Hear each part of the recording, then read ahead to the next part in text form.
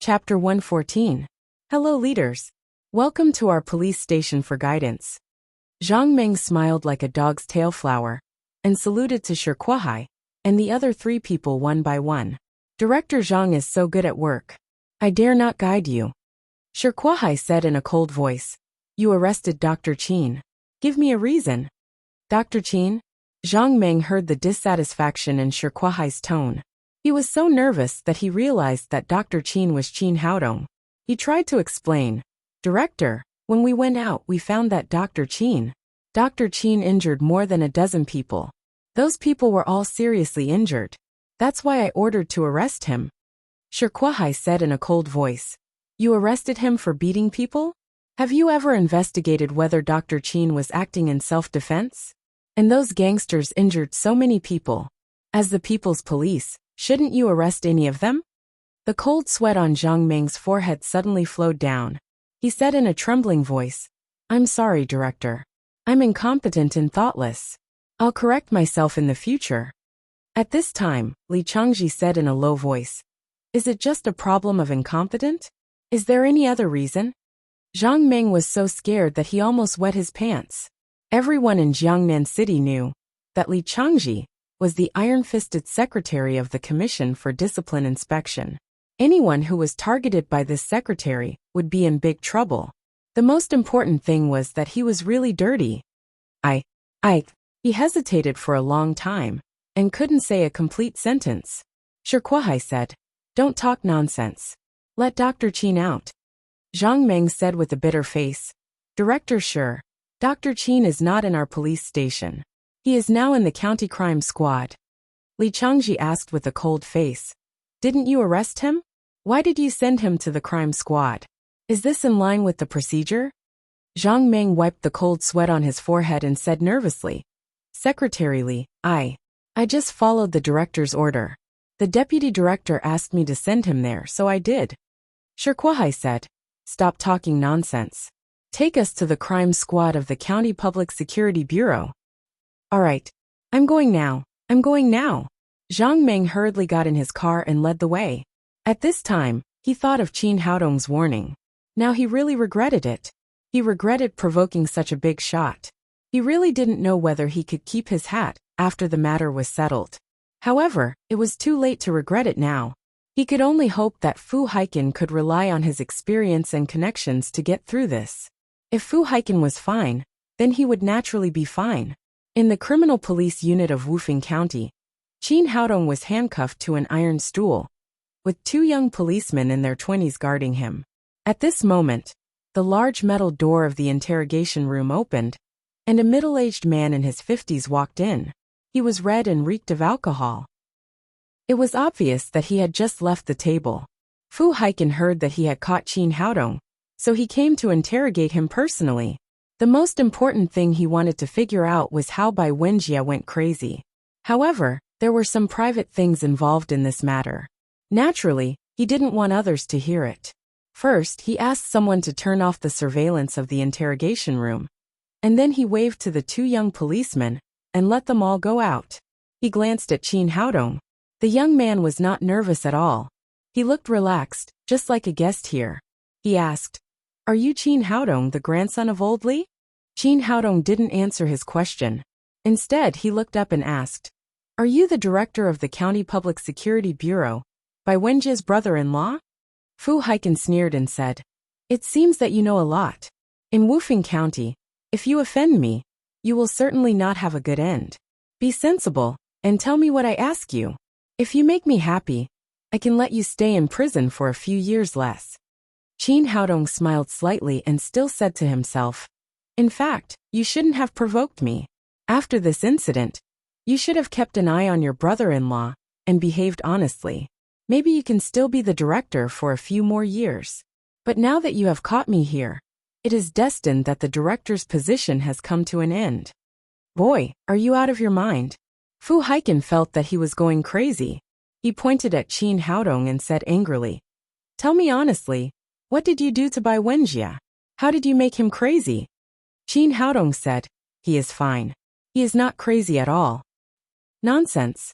If he is not crazy, how can he tell what he has done? and you recorded it into a video and posted it on the internet. Qin Haodong said with a smile. That's because he found his conscience after my persuasion and education. He finally realized how ugly his behavior was, so he tried to turn himself in. Bullshit. Do you think I am a child? Fu Haiken was furious. He felt that Qin Haodong was teasing him. He took a baton from the wall and said, Boy, it seems that you are not going to tell the truth if I don't give you some pain. After that, he swung the baton in his hand and smashed it at Qin Haodong's head. As the head of the public security department, Shi Kuai had heard some of the dark side of the grassroots. He was afraid that Qin Haodong would be wronged in the county public security bureau. So he hurried all the way. After arriving at the criminal squad of the County Public Security Bureau, he immediately rushed to the interrogation room with his men, opened the door and rushed in. After entering the door, everyone was a little dumbfounded, especially Zhang Meng. His eyes almost popped out of his eye sockets. It was not his fault. The scene in front of him was really beyond people's imagination. They saw Qin Haodong sitting on the chair behind the desk, with his legs on the table, slowly drinking tea. Opposite him, Fu Haiken, the head of the County Public Security Bureau, was sitting on the big iron chair, saying something with tears and snot. Wang Rubing immediately rushed over and grabbed Qin Haodong's arm. She asked with concern, Brother, are you okay? Do I look like I'm okay? Qin Haodong said as he stood up and put the teacup on the table. He turned to Shi Kuai and said, Director Shi, you are a little later than I expected. I'm sorry, Dr. Qin. We thought you were at the police station, so we went there first and delayed a little time.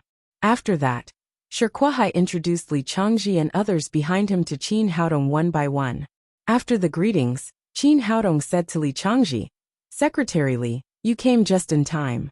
After my persuasion and education, Director Fu has realized his mistakes. Now he is looking for someone to confess and turn himself in. He turned to Fu Haiken and said, Secretary Li is here.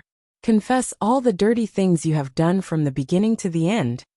To everyone's surprise, Fu Haiken knelt down in front of Li Changji, held his leg and began to confess. I'm sorry, Secretary Li. I am not a human. I have made mistakes. I want to confess and turn myself in. Later, he confessed all what he had done over the years, such as keeping 3 mistresses outside, letting his brother-in-law, Bai Wenjie, earn money for him outside, taking bribes from the developer Hong Tianbao in private, and acting as a guarantor for these people. Guarantor. All in all the people present were shocked, especially Zhang Meng, who was almost scared out of his wits. He had participated in many of the illegal things Fu Haiken said. Now that Fu Haiken had fallen, he would not be any better. Li Changji's face was extremely gloomy. He did not expect that as the director of the County Public Security Bureau, Fu Haiken should do so many illegal things. He turned to Yu Shujiang and said, Secretary Yu, this case is handed over to the County Commission for Discipline Inspection. You must investigate it strictly according to the law. No matter who is involved, you must investigate it to the end.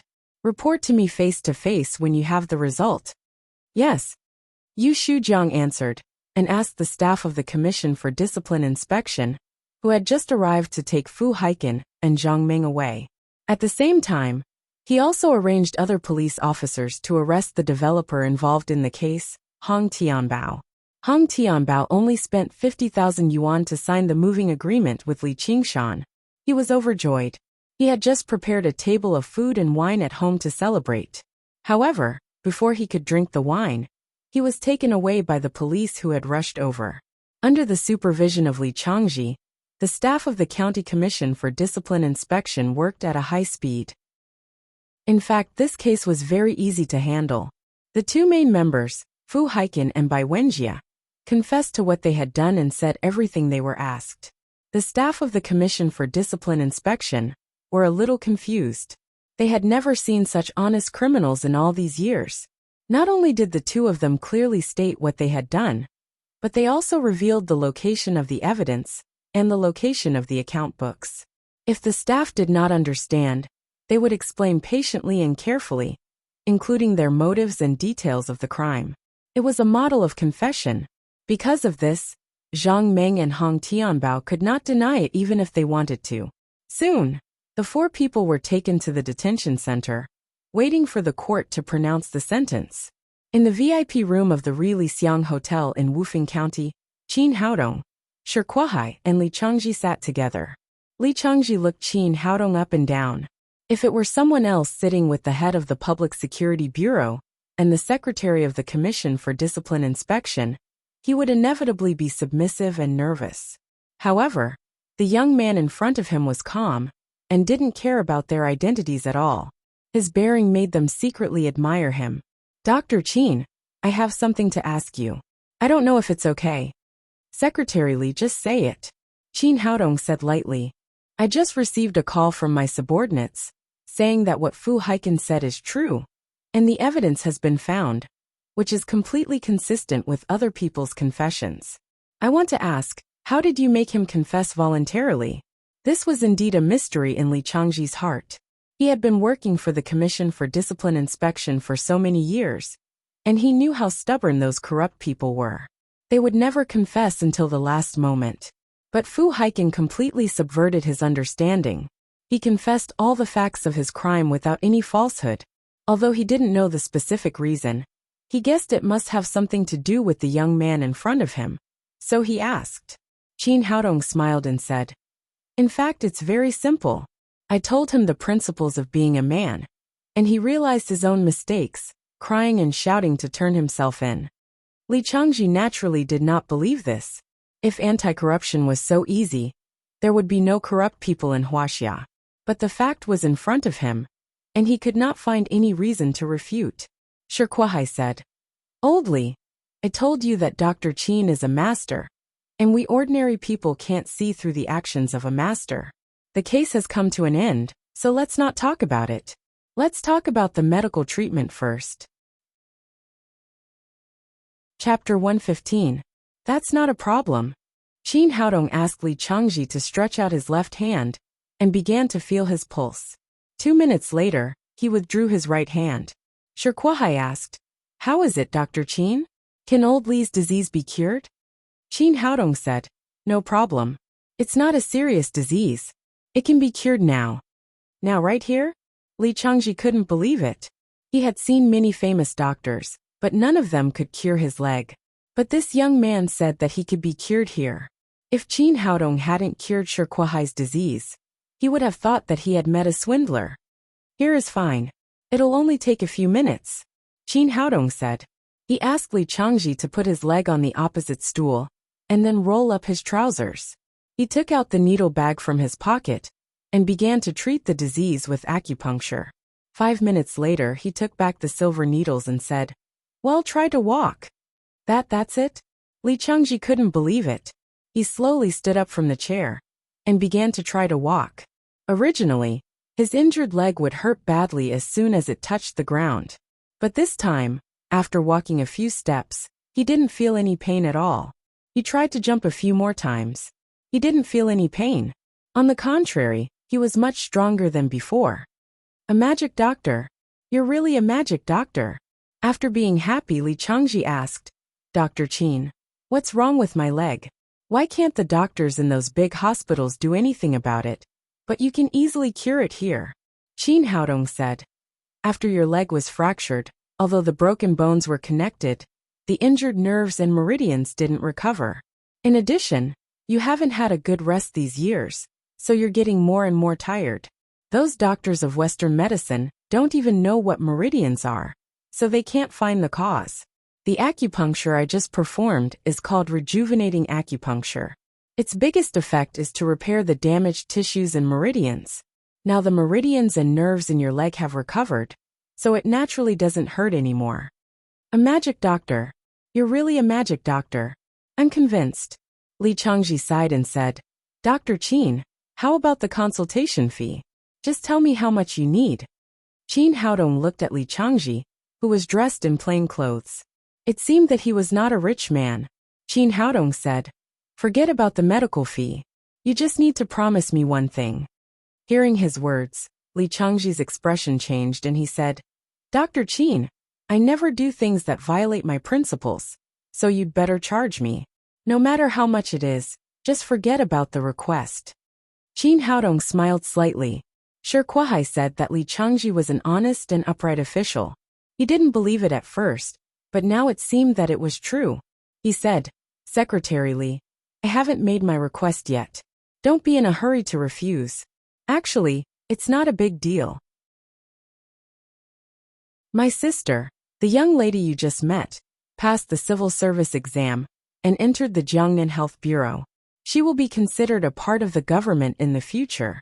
Firstly, I'm not asking you to give her a promotion, and secondly, I'm not asking you to give her special treatment. I just want you to give her a chance to prove herself. After listening to his words, Li Changji's expression relaxed and he said, I can promise you this. A talented person will not be buried, but you still have to pay the consultation fee. Qin Haodong said with a smile, Well, 100 yuan it is. He knew that Li Changji would never be at ease if he didn't receive the consultation fee. So he symbolically took 100 yuan. Then the three of them had a pleasant meal. After that, Li Changji and Shi Kuai returned to Jiangnan City, and Qin Haodong returned to the traditional Chinese medicine clinic. It was almost midnight when he walked into the house. The room was dark. It seemed that Li Qingshan and his wife had fallen asleep. When he left the crime squad, he asked Wang Rubing to come back and report that he was safe, so that his family would not worry about his safety. In order not to disturb his grandparents' sleep, he went back to his room quietly. After entering the door, he turned on the light with a snap. When the light was on, Qin Haodong was surprised to find that there was a woman lying on his bed. She was wearing pink suspender pajamas, revealing sexy collarbone and smooth shoulders. The two mountains on her chest were very large, and the gully in the middle was bottomless. The hem of the pajamas was very short, only covering the key parts. The straight and slender thighs were extremely attractive under the light. The woman had fallen asleep on the bed, but she woke up immediately after the light was on. She sat up on the bed and lifted her hair in front of her face. Qin Haodong was surprised to find that it was his sister, Wang Rubing. Seeing that Qin Haodong was staring at her, Wang Rubing showed a little shyness on her face and cried, Little boy, what are you looking at? I say bean sprout, when did you develop so well? Qin Haodong said. And what are you doing in my room at night? Wang Rubing used to be thin, far less plump and sexy than she was now, so Qin Haodong always jokingly called her bean sprout. As the saying goes, a girl changes 18 times between childhood and womanhood. He didn't expect that her figure had changed so much after just over a year. Wang Rubing got out of bed and came to Qin Haodong. She said discontentedly, Little boy, who are you calling bean sprout? Do you have a conscience? The reason why I'm ugly is that you drank all my milk. Qin Haodong was speechless for a moment. They used to quarrel often. Wang Rubing often said such words. But at that time she was thin, so it didn't matter. At this time, looking at the pair of bulging breasts, Qin Haodong suddenly felt that this sentence was too ambiguous.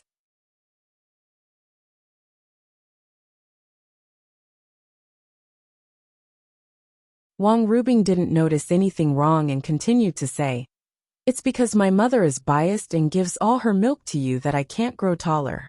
My dream was to be a model, but it's all because of you. At that time, it was really not easy for Zhao Lanxiang to raise 2 children at a time.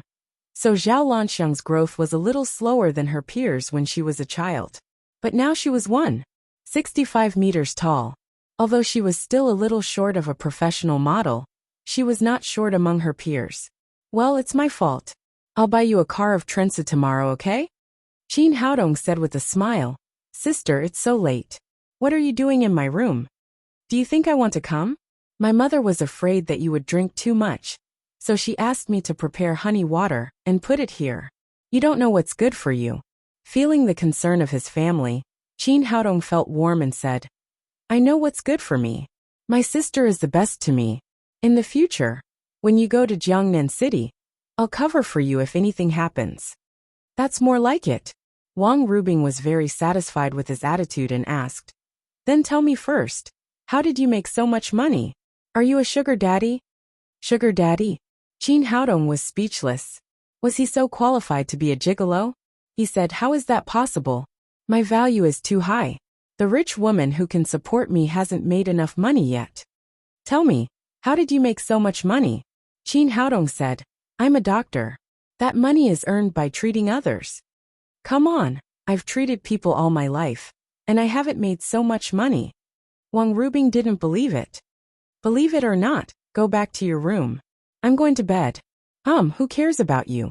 The honey water is on the table. Wang Rubing left after saying that.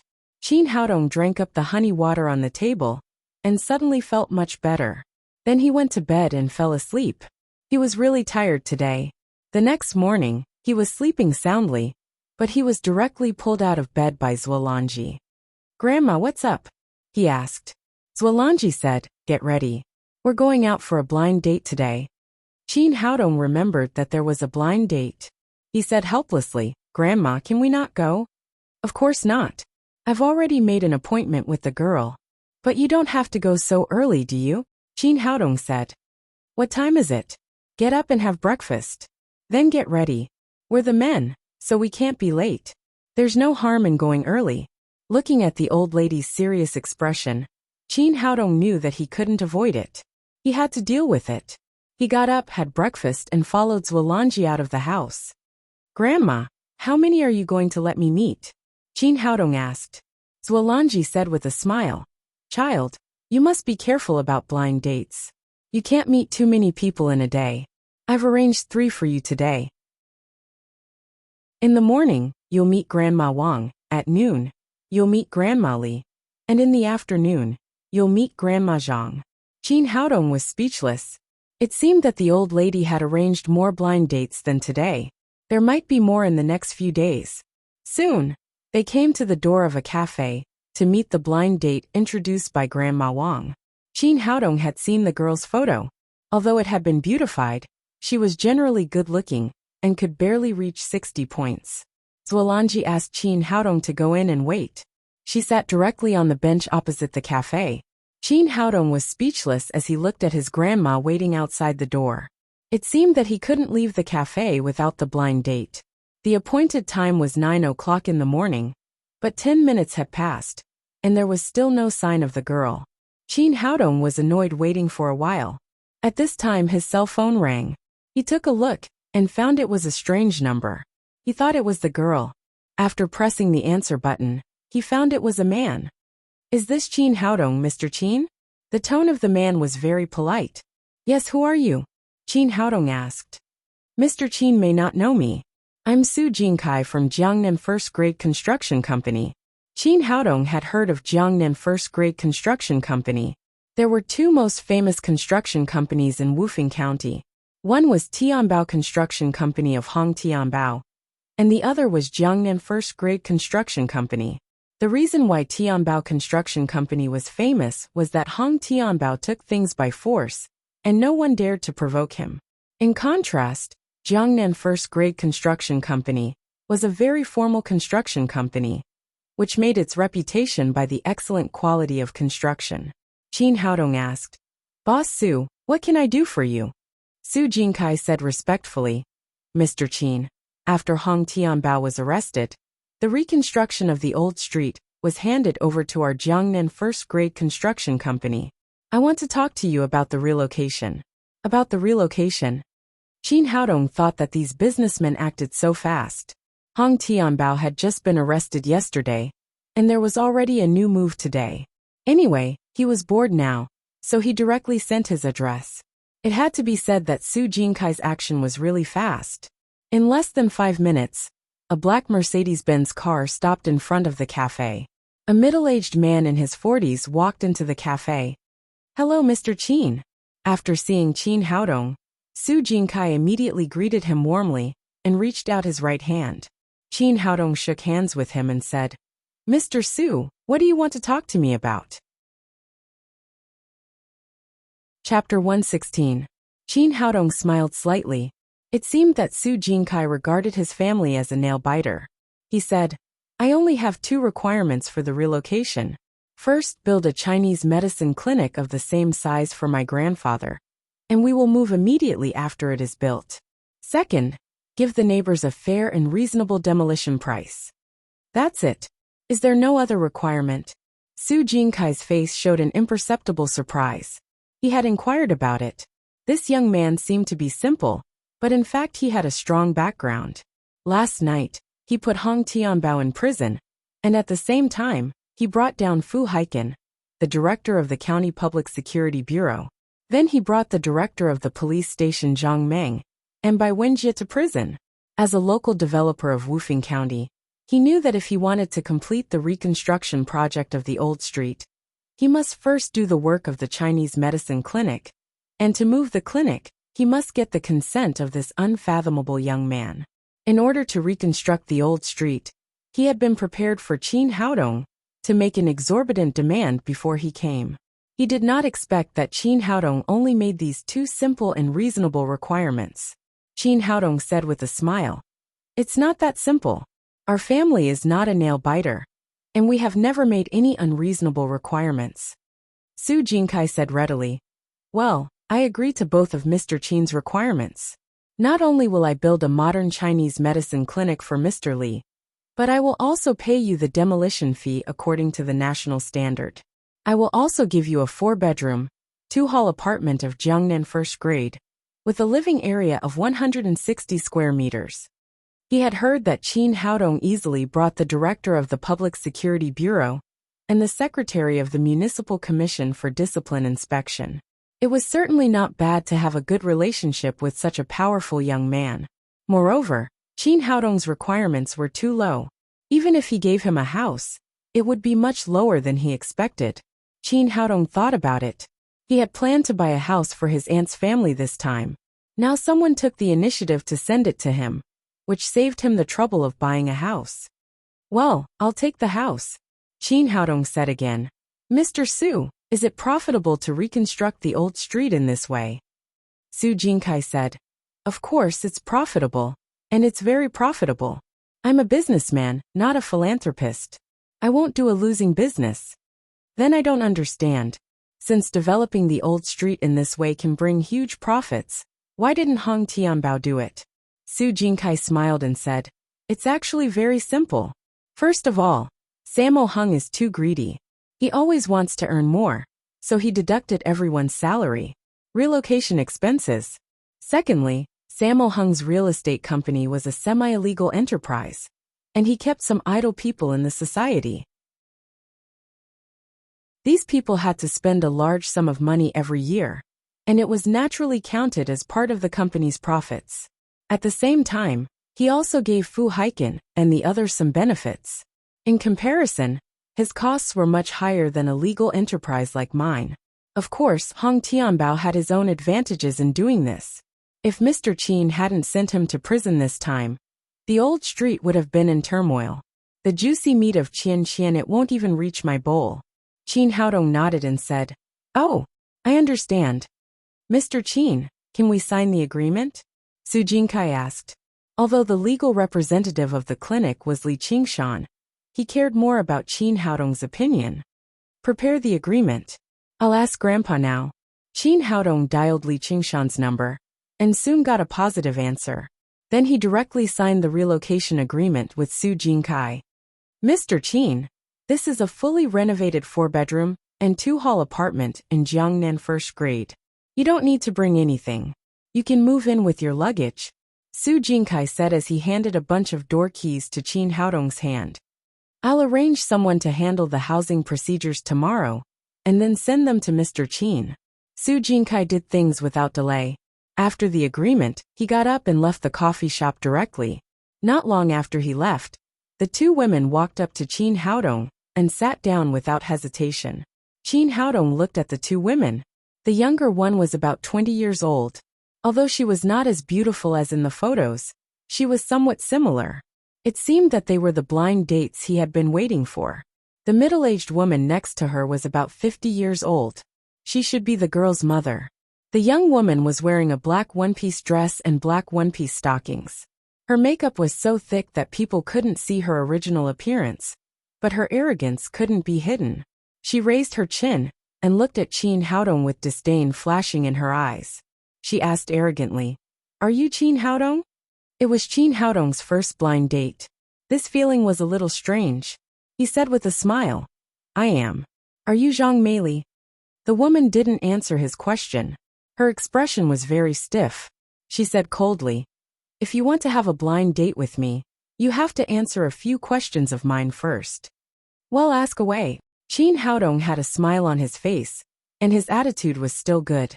Although the woman looked very rude, after all, she was introduced by his grandma's old sister. He had to save her some face. Have you bought a house in Jiangnan City? Qin Haodong thought about it. His villa was given by Lin Ziyuan, so it couldn't be regarded as his own purchase. So he told the truth. No. Zhang Meili frowned slightly. Obviously, she was not satisfied with his answer. She asked again, have you bought a car? It doesn't count if it's less than 300,000 yuan. Qin Haodong now had 3 cars, Lamborghini Centenario, Porsche 911 and the Honda, but he didn't buy any of them. He still shook his head and said, no. The disappointment on Zhang Meili's face became more intense, but she still asked, do you have a 7-digit deposit in the bank? Qin Haodong shook his head again. He did have a deposit in the bank, but it was 8 digits. He really didn't have a 7-digit deposit. How long have you been working? Why don't you have anything? Zhang Meili obviously lost her patience and didn't hide her dissatisfaction at all. Qin Haodong thought that Grandma Wang was too careless in her matchmaking work. She didn't even explain his situation clearly. He explained, oh, I'm studying at Jiangnan Medical University. There's still 1 year left before I graduate. I haven't worked yet. Hearing that he was a student at a medical university, the woman's face relaxed a little. She thought that after graduation, she would have a good income as a doctor. She asked again, what's your major? Chinese medicine. Qin Haodong said. What? You actually studied Chinese medicine at the medical university last time. Is there something wrong with your head? What can you do after graduating from Chinese medicine? How much money can you make? What will you live on in the future? Qin Haodong's answer completely angered Zhang Meili. A series of questions kept popping out of her mouth. She looked as if she had been greatly hurt. The middle-aged woman who had been silent was also angry. She shouted at Qin Haodong with dissatisfaction. Why did you come here when you don't have anything? Do you think you deserve our beauty? Qin Haodong didn't care about the result of this kind of blind date. He said with a smile, beauty? I really don't see anything except for the word beauty in the name. You, the middle-aged woman glared at Qin Haodong and said, what kind of person are you? You deserve to be single for the rest of your life. After that, she took the young woman and left without looking back. So Qin Haodong's first blind date was a failure. However, Qin Haodong's face showed a proud smile. He couldn't wait to end the other 2 blind dates as soon as possible. Soon it was time to go on a blind date with the second girl. This girl named Huang Xiaowan had a much better sense of time than Zhang Meili. Her appearance was also above average, but she still looked arrogant. Huang Xiaowan looked at Qin Haodong and said, you look good. At least you won't lose face if I go out. We can try to date each other. Qin Haodong was slightly surprised that she agreed so easily. He asked, don't you want to ask me if I have a house, a car, or savings? I have a house, a car, and a savings. There's no need to ask you. The girl said, but I also have my conditions. You must promise us before we can be together. Seeing that Huang Xiaowan didn't want a house, a car, or savings, Qin Haodong asked with interest, then tell me, what are your conditions? To tell you the truth, I'm pregnant. After we get married, whether I give birth to a boy or a girl, you have to treat him like your own child. You can't beat him, scold him, or be fierce to him. Qin Haodong was slightly stunned at first. He didn't expect that this woman would come on a blind date when she was pregnant. Seeing that she was still chattering, he said directly, you mean, you want me to treat him like an ancestor? That's basically what I mean, Huang Xiaowan said. I know this kind of thing may not be easy for you men to accept, but I can give you money, and you can spend it as you like. Qin Haodong was speechless. What a weirdo. He said, I can't accept this. You'd better ask someone else. Huang Xiaowan didn't seem to give up. She said, why can't you accept it? It's a good thing. You have a beautiful wife and a child. You can be a father directly after you get married. Qin Haodong said, "Let's not talk about whether my wife is beautiful or not. Grandpa taught me that I can't get things without sewing. I'd better be self-reliant when it comes to things like getting married and having children." Humph. You really don't know what's good for you. Huang Xiaowang glared at Qin Haodong fiercely, and then left the coffee shop angrily. Qin Haodong touched his forehead. He didn't expect to meet such two weird women on his first blind date. Fortunately, there was only one left. If he persisted, it would be over. He would take Lin Momo home tomorrow no matter what. After waiting for about an hour, the third blind date came slowly. According to the information given by Grandma, this girl was called Lu Fangfang. She was much prettier than the previous two. She had short hair that reached her ears and looked very refreshing. She was tall and slender, about 1.7 meters tall. Moreover, she had a curvaceous figure. Her figure could be considered rather voluptuous. Lu Fangfang was also more polite. When she saw Qin Haodong, she first smiled and then said politely, "Hello, my name is Lu Fangfang. Are you Qin Haodong?" Seeing such a beautiful and polite girl, Qin Haodong felt a little better. Finally, he had met a normal blind date. He nodded and said, "I'm Qin Haodong. I'm a senior at Jiangnan Medical University. I'm majoring in traditional Chinese medicine. I don't have a car or a house. And I don't have a 7-figure deposit in the bank." Seeing that this was the last one, Qin Haodong was eager to complete the task of the blind date. In order to save time, he told her all his conditions before the girl asked. He hoped that Lu Fangfang could be like Zhang Meili, who would just leave, so that he could go home. Unexpectedly, Lu Fangfang didn't react much. She just smiled and said softly, "Not bad, not bad."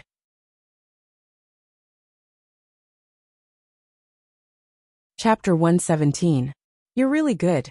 Although you don't have a house or a car now, you can earn money in the future. You're so handsome. It's easy to make money. Qin Haodong felt a little awkward when he heard Lu Fangfang's words, but he couldn't find anything wrong. However, he didn't intend to go on this blind date at all. Since she was satisfied with him, he could only pick on her faults. He asked, "Do you have any shortcomings?" The girl blushed and said, "I do have one, but I don't know if you can accept it." Seeing that Lu Fangfang was so direct, Qin Haodong asked, "What is it? Tell me." Lu Fangfang blushed even more and said in a low voice, "It's nothing. I just don't like men." "What? What did you say?" Qin Haodong couldn't believe his ears. "Do you mind if I say I don't like men?" Lu Fangfang said. "Yes, I do mind." Although Qin Haodong didn't have much hope for this blind date, he still said angrily, "Why did you come if you don't like men?" "Do you think I want to come? I have no choice. My mother forced me to get married. But I can't tell her that I don't like men at all. She arranged a blind date for me, so I had to come. In that case, please go back. There's no need for us to talk anymore." Qin Haodong stood up and was about to leave. He had been sitting here for half a day, and now he had finished the task of the blind date. Finally, he could tell his grandmother. "Wait a minute, don't rush." Lu Fangfang looked at Qin Haodong eagerly and said, "Actually, we can get married." "What did you say?" Qin Haodong began to doubt his hearing for the second time. This woman just said that she didn't like men. Why did she suddenly say that she wanted to get married? "If I don't find someone to marry, my secret will be known sooner or later, and my mother will keep arranging blind dates for me. I think you're a good person. Why don't we be together?" Before Qin Haodong said anything, Lu Fangfang immediately said, "Don't be in a hurry to refuse. If you marry me, I can help you find a lot of women. I work in a beauty salon, and I know a lot of rich women. They like fresh meat like you. You can play with different women every day, and you can make money. Is there a better marriage than ours?" "What the hell? Can you be any more ridiculous?" Qin Haodong finally understood what Lu Fangfang meant when she said he had good capital. It turned out that this woman wanted to raise him like a duck the moment they met. He could no longer control his emotions. He took out his cell phone from his pocket and dialed a series of numbers. "Hello, is this the mental hospital? There's a 2 here. You're driving a woman crazy. Hurry up and take her away." After a series of blind dates, Qin Haodong was greatly stimulated. He grabbed the cold coffee on the table and gulped it down, which made his wounded heart feel better. He was not in a hurry to leave. Instead, he took out his mobile phone and dialed Lin Momo's number. After telling her about his tragic experience, he said eagerly, "Momo, when will you come? Hurry up and save me. Otherwise Grandma will force me to go on a blind date tomorrow. I'll really go crazy then." On the other side of the phone, Lin Momo was shaking with laughter. "You've seen 3 girlfriends in one day. Isn't that what you've been dreaming of?" Chin Haodong said with annoyance, "Stop laughing. Be careful, or I'll spank you when we get back." "I'll stop laughing. I'm already in Wufeng County, but I have an important business to discuss in the afternoon. I'll be free in the evening." "So soon? That's great. Is Tang Tang here? I miss her after one day without seeing her." What Chin Haodong said was true. He felt empty in his heart after one day without seeing the little fellow, as if something important was missing. "Tang Tang came with me.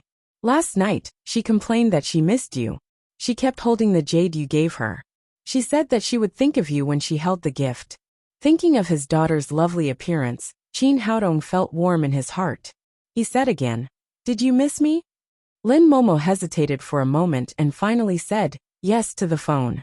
After accepting Chin Haodong from the bottom of her heart, her cold appearance had begun to fade. Chin Haodong was very happy. It was commendable that Lin Momo, who was cold, could express her feelings in this way. They chatted for a while, and he asked, "Where's my daughter? Why didn't she talk to me?" Lin Momo said, "I have an important negotiation right away. Tang Tang went out with Mizzen." "Oh, well, call me when you're done." Chin Haodong hung up the phone with Lin Momo and turned to walk out of the coffee shop. As soon as he went out, Zhuolanji came to him with an eager face. "Grandson, do you like any of these 3 girls?" "Grandma, they don't like me." Chin Haodong really didn't want to explain too much to the old lady, so he directly put all the blame on them. This trick worked.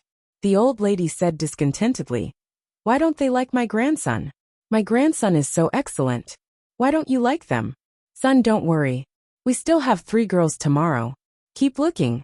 I don't believe we can't find a good girl." Chin Haodong was scared and said quickly, "Grandma, I really have a girlfriend. I just called her. I'll see you tonight." "Really? You're not lying to me? Really? You'll know when you see her tonight. You'll definitely be satisfied." "That's great. That's great." The old lady was so happy that she couldn't close her mouth. She said, "Grandson, come with me to the mall to buy clothes. We have to dress up to meet my granddaughter-in-law in the evening." Chin Haodong certainly couldn't refuse the old lady's interest. He accompanied Zhuolanji to the mall not far away.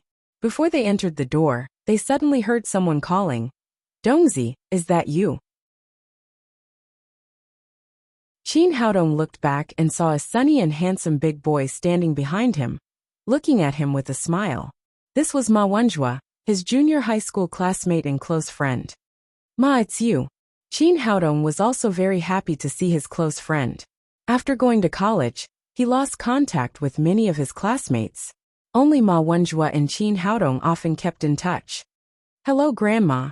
After greeting Zhuolanji, Ma Wenjue punched Chin Haodong hard on the shoulder and said, "When did you come back? Why didn't you call me? Do you still want to be my brother?" "I just came back yesterday. I didn't have time to go shopping with Grandma. I didn't have time to call you." Chin Haodong said, "Let's have a drink tonight. It's my apology to you." Ma Wenjue said, "Forget it. It's our class reunion tonight. You should come with us." "Class reunion? Why didn't I know?" Chin Haodong said. "It was organized by Geng Minghui, the class monitor. It was a small gathering of classmates in Wufeng County. No one knew you were back, so I didn't inform you.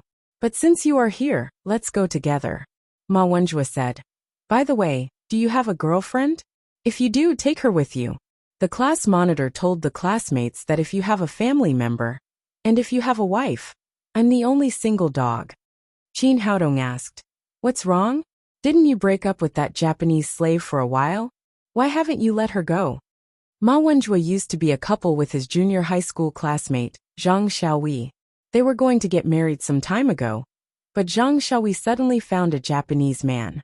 It was not a big deal to find a Japanese man, but the one Zhang Xiaoyi found was not only short and ugly, but also often beat her. But when he was beaten, he always smiled. So the classmates called her Japanese slave. Don't mention that woman. It makes me feel suffocated. Remember to come at 6 o'clock tonight in the number 1 VIP room of the Fragrance Hotel. Be there or be square. Okay, I'll be there tonight. Chin Haodong hadn't seen his classmates for a long time. He wanted to go and have a look, but he didn't say whether he would bring a girlfriend or not, because he needed to ask Lin Momo's opinion. After Ma Wenjue left, Chin Haodong accompanied Zuolonji into the shopping mall and began to shop. At the same time, a big event happened in the officialdom of Jiangnan City. Li Changji, the former secretary of the Commission for Discipline Inspection, officially became the acting mayor of Jiangnan City. Li Changji had a very good reputation in Jiangnan City. He was an upright official and very smart. He was the most competitive one among many candidates for mayor. In the morning, the leaders officially sent people to inspect several candidates. Some of them wanted to make a fuss about Li Changji's health, but no one expected that his leg, which had not been cured for many years, suddenly recovered. He was in excellent health, which made him invulnerable. In the afternoon, the organization announced the decision to appoint him as the acting mayor. In the office of the county magistrate of Wufeng County, Zhao Yang frowned.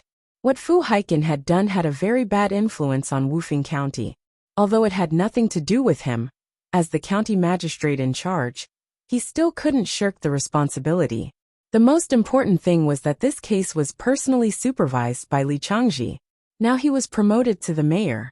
Although he was temporarily the acting mayor, everyone knew that it was just a matter of formality. The new mayor had just taken office, and he had left a bad impression on him. Of course, it was not a good thing for Zhao Yang. He cursed 18 generations of Fu Haiken's ancestors in his heart, but the reality didn't change at all. No, I must hurry to change my impression on the mayor, or my future will be bleak. Zhao Yang kept pacing in the office, thinking about how to change his impression on Li Changji. Suddenly, he thought of the young man who was respected by Shi Kuohai and Li Changji. In the final analysis, Fu Haiken's case was caused by Chin Haodong, and it could be seen that Shi Kuohai and Li Changji had a special relationship with him. If Chin Haodong could put in a good word for him, it would be more effective than anything else. Thinking of this, he found the phone number left by Chin Haodong yesterday and immediately dialed it. As soon as Chin Haodong walked into the mall, his phone rang. He glanced at the caller ID and found it was a strange number. He pressed the answer button and heard the person on the phone said politely, "Hello, Mr. Chin, I'm Zhao Yang." Chin Haodong was slightly stunned, and then realized that Zhao Yang was Magistrate Zhao. He said, "Hello, Magistrate Zhao. Well, Mr. Chin, I want to invite you to dinner tonight. Do you have time?" "Magistrate Zhao, what can I do for you?" Chin Haodong was very clear that as a county magistrate, Zhao Yang would not invite him for dinner for no reason. Zhao Yang said, "Such an unpleasant thing happened to you in Wufeng County, and I'm responsible as a local magistrate. So I want to invite you to dinner to express my apology. Please don't refuse, Mr. Chin." Chin Haodong thought about it. After all, many of his relatives would live in Wufeng County in the future, and it was good to have a good relationship with the magistrate. So he said, "Magistrate Zhao, thank you for your concern, but I have something to do tonight. How about 8 o'clock? Sure. Then let's meet at 8 o'clock in the Fragrant Hotel. I'll send someone to pick you up. Mr. Chin, I won't bother you anymore."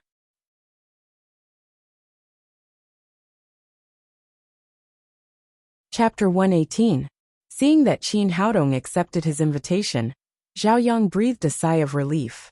After hanging up the phone, he felt much happier. He picked up the notebook on the table and walked into the meeting room next to him. Chin Haodong accompanied Zuolonji to shop for the whole afternoon. He bought some new clothes for the old lady, gold rings and earrings, and decorated her from head to toe. It was nearly 6 o'clock in the evening when he sent Zuolonji home. He drove directly to the Fragrant Hotel. He just left here last night and came here again today. But it was not surprising. Wufeng County was a small county, and there was only one high-class hotel. Soon after he got in the car, his cell phone rang again. It was Lin Momo. "Papa, I miss you. Hearing the voice of the little fellow, Qin Haodong felt his bones were soft. He said happily, "Papa misses you too. Papa, tell me where you are. I'll go to find you with Mama." The little fellow said eagerly. Qin Haodong asked the little fellow to give the phone to Lin Momo, and then said, "I'm going to attend a class reunion. You can come with me." "Is it appropriate for me to go?" Lin Momo said with some confidence. "Of course it's appropriate. Take the little fellow with you. Those guys will be jealous when they see our two beauties." Lin Momo thought for a moment and said, "Well, tell me the address. I'll take Tang Tang there now." "You're not familiar with the road. I'll send you the location when I get there," Qin Haodong said.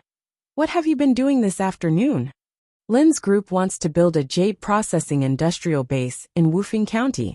We've taken a fancy to a piece of land and just attended the land bidding. How's the result? With the financial resources of Lin's group, there should be no problem, right?" Qin Haodong said. "It's hard to say. I don't feel very optimistic." Speaking of this, Lin Momo's tone was a little low. "How is it possible? Is there any company more powerful than Lin's group in Wufeng County? You don't know. The business world is very complicated. It's not only the strength of the company, but also other factors, such as interpersonal relationships and so on. Our main opponent today is Pang's Group, a local enterprise in Wufeng County. Although they are not large, they are local enterprises and have a very close relationship with all aspects of the county. So I don't think the chance of success is high." Qin Haodong said, "Would you like me to help you?" "You can't help me with this kind of business competition. I'll handle it myself." In Lin Momo's eyes, although Qin Haodong was a native of Wufeng County, he was just a student with an ordinary family background. It was impossible for him to help her. Qin Haodong smiled and said nothing more. "Well, let's talk about it when we meet." In the first VIP room of the 10 Miles Fragrance Hotel, although it was not yet time for the official gathering, 7 or 8 people had already arrived. They were all Qin Haodong's classmates in junior high school. Most of them did not go to college. After graduating from junior high school, they began to find their own jobs, including Ma Wenjue, who had been working everywhere to make a living. At this time, the students who had arrived earlier were all gathered together to talk, and the family of 3 was sitting in the center. The woman was Qin Haodong's classmate Zhu Linlin. At this time, she was holding a little boy of 3 or 4 years old in her arms. What was different about the little boy was that his skin was black and his hair was curly. He was a purebred black man. And the little boy's father, who was Zhu Linlin's husband, was even darker and shiny. He was 190 meters tall and looked very strong with muscles all over his body. "Linlin, I really envy you. You can find a foreigner." The one who spoke was a slightly fat girl. It was Ma Wenjue's ex-girlfriend Zhang Xiaohui. "Marrying Kafu is the best choice in my life. He is very good to me and very rich," Zhu Linlin said with a proud face, deliberately showing the big diamond ring on her right hand. "Xiaohui, you are also good. I heard that you are going to marry to Neon soon." Zhang Xiaohui suddenly became energetic and said proudly, "Yes, my boyfriend is a construction engineer in Neon. He is preparing for the wedding. I will marry him next year." "You worship foreign things. I really don't know what you women think. Now our country is getting stronger day by day. Is it so good to marry abroad?" It was Ma Wenjue who spoke. He came very early today. At first he didn't say anything, but then he couldn't bear it anymore. He said to Zhang Xiaohui angrily, "Even if you want to marry abroad, you don't have to find a Neon man. Look at your Kamita Jiro. He is less than 1.5 meters tall and walks with bowed legs. I heard that his parents raise pigs in Neon. Are you going to raise pigs?" Zhang Xiaohui immediately screamed, as if her tail had been stepped on.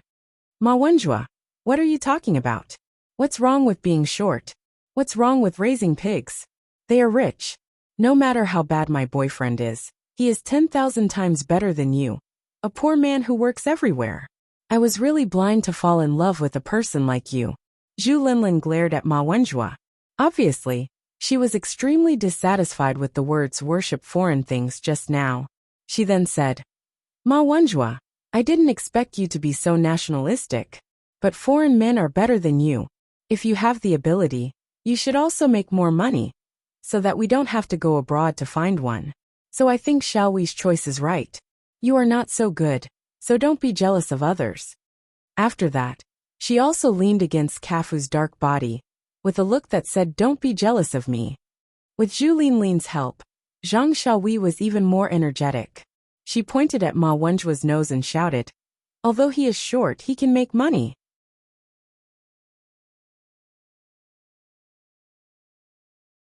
You are tall, but you will still be poor for the rest of your life. She then said to several female students next to her. We women should not be stupid when looking for a boyfriend. Linlin is the best example. When she was in school, she also chased after Qin Haodong in our class. Now everyone has seen that Qin Haodong is handsome, but what's the use? Can being handsome be used to eat? Can being handsome be used to spend money? If Linlin married him, would that poor boy be happy now? You. Ma Wenjua trembled with anger. He stamped his feet hard and turned to leave. No one could stop him. As soon as he went out, he bumped into Qin Haodong, who had just come. Ma, you are so early. Where are you going? Ma Wenjua said angrily. Dongzi, this place is not suitable for us to stay. Let's go. I'll treat you to a drink. Qin Haodong glanced at Zhang Xiaowi, who was standing at the door with her arms crossed. He immediately understood what was going on and whispered, what's wrong? Are you still angry with that slave? Ma Wenjua said, Dongzi, why do women nowadays become so snobbish? It's so annoying. In fact, it's normal for Zhang Xiaowi to break up with me. It's not that I can't forget her. It's just that she found a short, ugly and bow-legged neon man. I really can't swallow it. And Zhu Linlin, who pursued you, turned around and found a big black man. Then she gave birth to a little black man. What's so good about that? For the sake of stinky money, she made her children and grandchildren all black men. Qin Haodong was slightly stunned. He still remembered Zhu Linlin. She was a good-looking girl. She had pursued him for a year in junior high school. But he didn't agree. He didn't expect that she would end up with a black man. It had to be said that black people had strong genes. No matter if they were white or yellow, as long as they married a black man, their children would all be black. This couldn't be changed no matter how much money they had. Forget it. Why are you angry with her? We can't leave. If we leave, it's exactly what the slave wants. We're here for the class reunion. Just ignore her. Ma Wenjua thought that it was really embarrassing to leave like this, so he followed them back. Seeing Ma Wenjua return to the box, Zhang Xiaowi said sarcastically, what's wrong? Did someone give you courage to meet your fellow sufferer? Qin Haodong said, forget it, Xiaowi. We're all here for the class reunion. Let's talk about something fun. He originally wanted to calm down the conflict between Ma Wenjua and Zhang Xiaowi and let it go. Qin Haodong, why are you pretending to be a good person? Everyone knows that you and Ma Wenjua are in the same boat. But there's one thing that you're exactly the same. You're both poor. Qin Haodong's face suddenly darkened. He didn't expect this woman to be so unreasonable. Ma Wenjua said angrily, Zhang Xiaowi, are you a mad dog? Bite whoever you see. Did Haodong offend you? What? Am I wrong? Zhang Xiaowi pointed to Zhu Linlin, who was sitting next to them and watching the fun, and said, look at Linlin now. She's wearing famous brands. Look at the diamond ring on her hand. It's bigger than a pigeon's egg. If she had followed Qin Haodong, I'm afraid that she would also be working outside and wearing the same clothes. Xiaowi, it's all in the past. Don't talk about it. We were young and ignorant at that time. Fortunately, we didn't make a lifelong mistake. As she spoke, she stretched out her right hand, stroked the huge diamond ring and said, in fact, this ring is not too expensive. It's only about 500,000 yuan. I guess Qin Haodong can buy such a ring even if he doesn't eat or drink for 8 or 10 years. Dongzi, look at them. Ma Wenjua's face was red. He was about to explode because of these two powerful women. Qin Haodong had 500 years of experience, so he didn't care too much about this kind of trifle. He said, forget it. It's all in the past. Let them say whatever they want. He didn't want to talk about it anymore. But Zhang Xiaowi didn't let it go. Qin Haodong had the best relationship with Ma Wenjua, so she also hated Qin Haodong. She said sarcastically, It sounds like what we said was unreasonable. Am I wrong? Poor people like you can only deceive ignorant little girls with your looks. Now we are all adults, and no one will be fooled by you anymore. What's the result? You two are single dogs, right? You two are single. No woman will be stupid enough to fall for poor people like you. That's why it's useless for a man to be handsome. The most important thing is to have the ability to make money. Zhu Linlin also said. Xiaowi's words may be a little harsh, but it's true. You two don't even have a girlfriend. Look at us. Xiaowi is going to get married soon. My baby is already 3.5 years old. Don't you think it's cute? As she spoke, she held up the little black boy in her hand to show off to everyone. Ma Wenjue was so angry that he said, "It's so black. What's so cute about it? Why can't I see it?" Zhu Linlin didn't like it and said angrily, "You poor man. What are you talking about?" Zhang Xiaowi said, "Linlin, don't lower yourself to their level. They can't even find a wife, so they are jealous." Zhu Linlin snorted, "Sour grapes. If you have the ability, give birth to a cute one."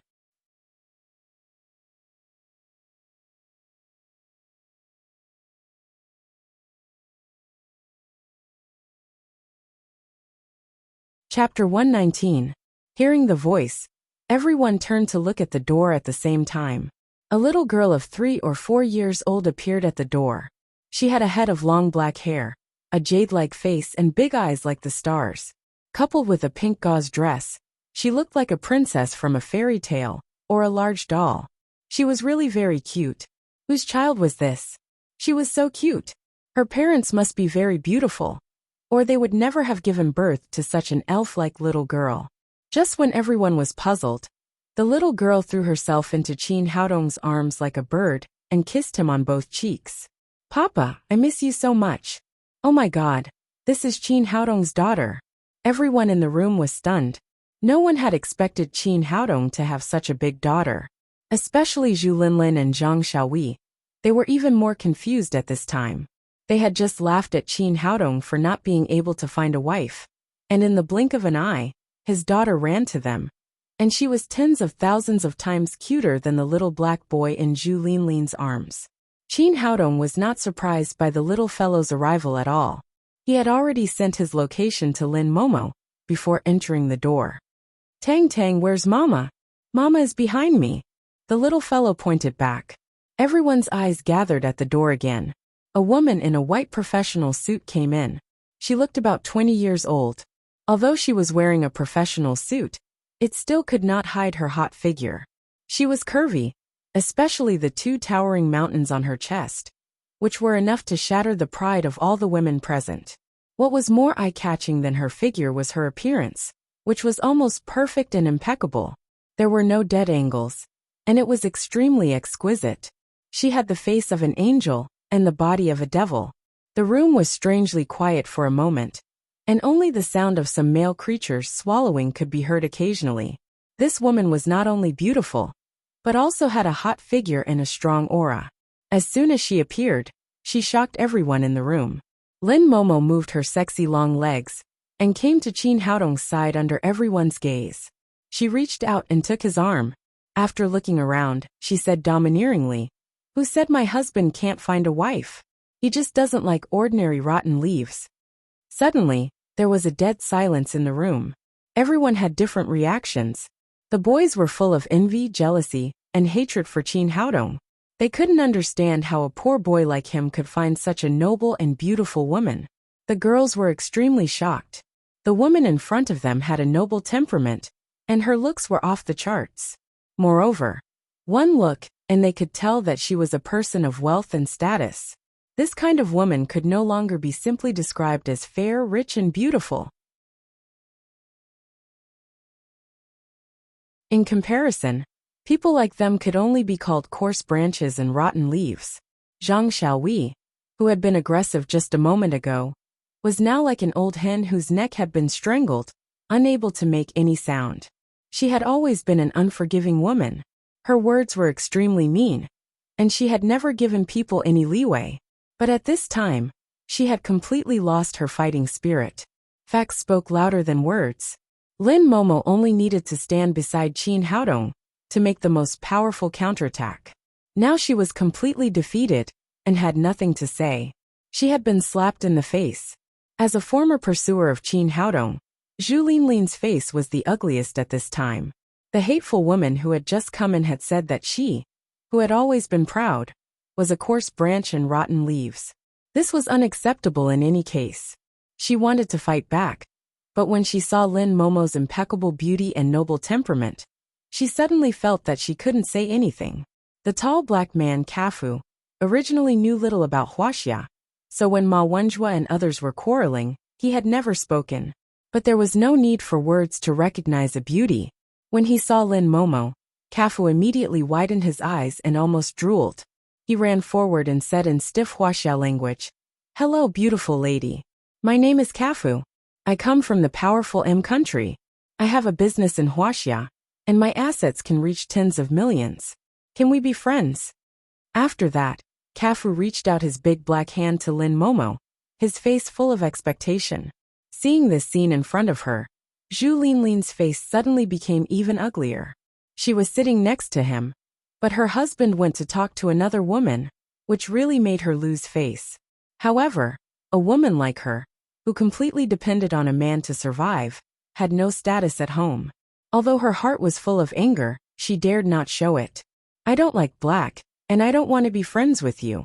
After Lin Momo finished speaking, she didn't even have the interest to look at Kafu again, let alone shake hands with him. She directly turned her head to Qin Haodong. Kafu didn't expect this Huaxia girl to refuse him. After a stunned look, he shouted, "You can't do this. As long as you are with me, I can buy you gifts and give you money, a lot of money." Lin Momo didn't expect this big black man to be endless. She showed a face of disgust, but this time she didn't even have the interest to talk. So she went directly to the other side of Qin Haodong. Qin Haodong glanced at Kafu, and a sneer appeared at the corner of his mouth. This black man was really ignorant. He dared to say that 10 million yuan of assets was a lot of money. Even Lin Momo's pocket money was 10 times more than his. Although Kafu's face was very black and thick, he also felt embarrassed at this time and retreated in embarrassment. Seeing Zhang Xiaowei, Zhu Linlin, and others being humiliated one after another, Ma Wenjue, as a best friend and close brother, was very happy. He punched Qin Haodong's chest fiercely. "Your daughter is so big, but you hide it from me. Do you still regard me as a brother?" Qin Haodong pretended to cover his chest with a painful face. There was no way to explain this kind of thing, so he could only muddle through. "Uncle, you can't hit my papa," the little fellow said unhappily. No. Your father and I are best friends. We are just playing," Ma Wenjue said with a loving face. Tang, can you let Uncle hug you? Are you really a friend of Papa?" The little fellow blinked her big eyes and asked. "Of course, I used to wear the same pants as your father," Ma Wenjue said. "Well, Papa's friend can hug me. Great, Tang is so cute." After Ma Wenjue finished speaking, he took the little fellow from Qin Haodong's arms. He looked very loving and careful, as if he was holding a rare treasure. After holding the little fellow in his arms, he remembered that Lin Momo was next to him. He quickly said, "Hello, sister-in-law. My name is Ma Wenjue. Haodong, we are best friends." It was the first time that someone called her sister-in-law. Lin Momo's cheeks turned red. She saw that the relationship between Ma Wenjue and Qin Haodong was really not ordinary. She said politely, "Hello, Lin Momo. Sister-in-law, don't stand there. Sit down." At this time, the depression in Ma Wenjue's chest was swept away. He warmly invited Lin Momo to sit down, and then he also pulled a chair and sat next to Qin Haodong. The little fellow looked around and said to Qin Haodong, "Papa, can I play with that little friend?" At Qin Haodong's age, there were not many classmates who were married, and there were even fewer who had children. Now in the private room, the little black boy was Tang's only playmate. Of course, although Qin Haodong did not like Zhu Linlin's behavior very much, a child was a child after all. He did not think much about it. He directly put the little fellow on the ground and let her play with the little black boy. Children's minds were much simpler than that of adults. Soon the two children played together. Ma Wenjue looked at the two children standing together and said with emotion, There is no harm without comparison. Qin Haodong understood what he meant. The little black boy was not likable, and now he was standing next to Tang Tang. It was really a bit tragic, but he still said, "They are all children. You'd better be kind to them. She is a good Huaxia person, but she has to find a big black guy. I really don't understand what she is thinking." Ma Wenjue muttered and then said no more. After what had just happened, the room seemed a little awkward. Fortunately, it was approaching the time of the party. More and more students came, and the atmosphere gradually became lively. At this time, a beautiful girl walked into the private room. As soon as she entered the door, all the girls in the room surrounded her. "Wenqing, you are here. Wenqing, come sit with me." Qin Haodong knew this girl. She was his junior high school classmate Wu Wenqing. But when they were in school, she did not show much and usually did not talk much. He did not know why she suddenly became popular. He said to Ma Wenjue, "Is this Wu Wenqing? What is she doing now? Why is she so popular?" Ma Wenjue said, "Wu Wenqing is very good now. She learned jade appraisal from her grandfather. She just passed the appraisal some time ago. Now she is one of the few jade appraisers in our Wufeng County. She works in the jade store of Lin's group in Wufeng County. Girls nowadays like to buy some jewelry, and they want to ask Wu Wenqing to help them. That's why she is so popular." "Oh." Qin Haodong nodded and turned back to whisper in Lin Momo's ear. "I didn't expect to see an employee of Lin's group. Do you know her?" Feeling Qin Haodong's breath, Lin Momo felt a burst of heat on her cheeks. She said, "There are 20 or 30 branches of Lin's group, and the branch in Wufeng County is the lowest level. How can I know all the employees?" Qin Haodong thought about it and agreed. Lin's group was really too big. Although compared to Lin Momo, Wu Wenqing was the lowest employee. But over there, a group of female students surrounded her like stars around the moon, and they were very enthusiastic. "Wenqing, help me check this. This is a jade bracelet I bought a few days ago when I was traveling. Is it real?" "What? Fake? Oh my god, my 800 yuan is wasted." "Wenqing, how much do you think my gem necklace is worth?" "Wenqing, the ring seller said mine is mutton fat jade. Do you think it's real?" Wu Wenqing was quite easygoing. She patiently answered the questions of many female students one by one. After getting the answer, some of these female students were happy, and some looked bitter. When everyone had seen enough, the room slowly quieted down. Zhu Linlin glanced at Lin Momo and Qin Haodong, raised the big diamond ring on her hand, and gave it to Wu Wenqing. She deliberately raised her voice and said, "Wenqing, help me check this. This is a birthday gift from my husband. How much is it worth?"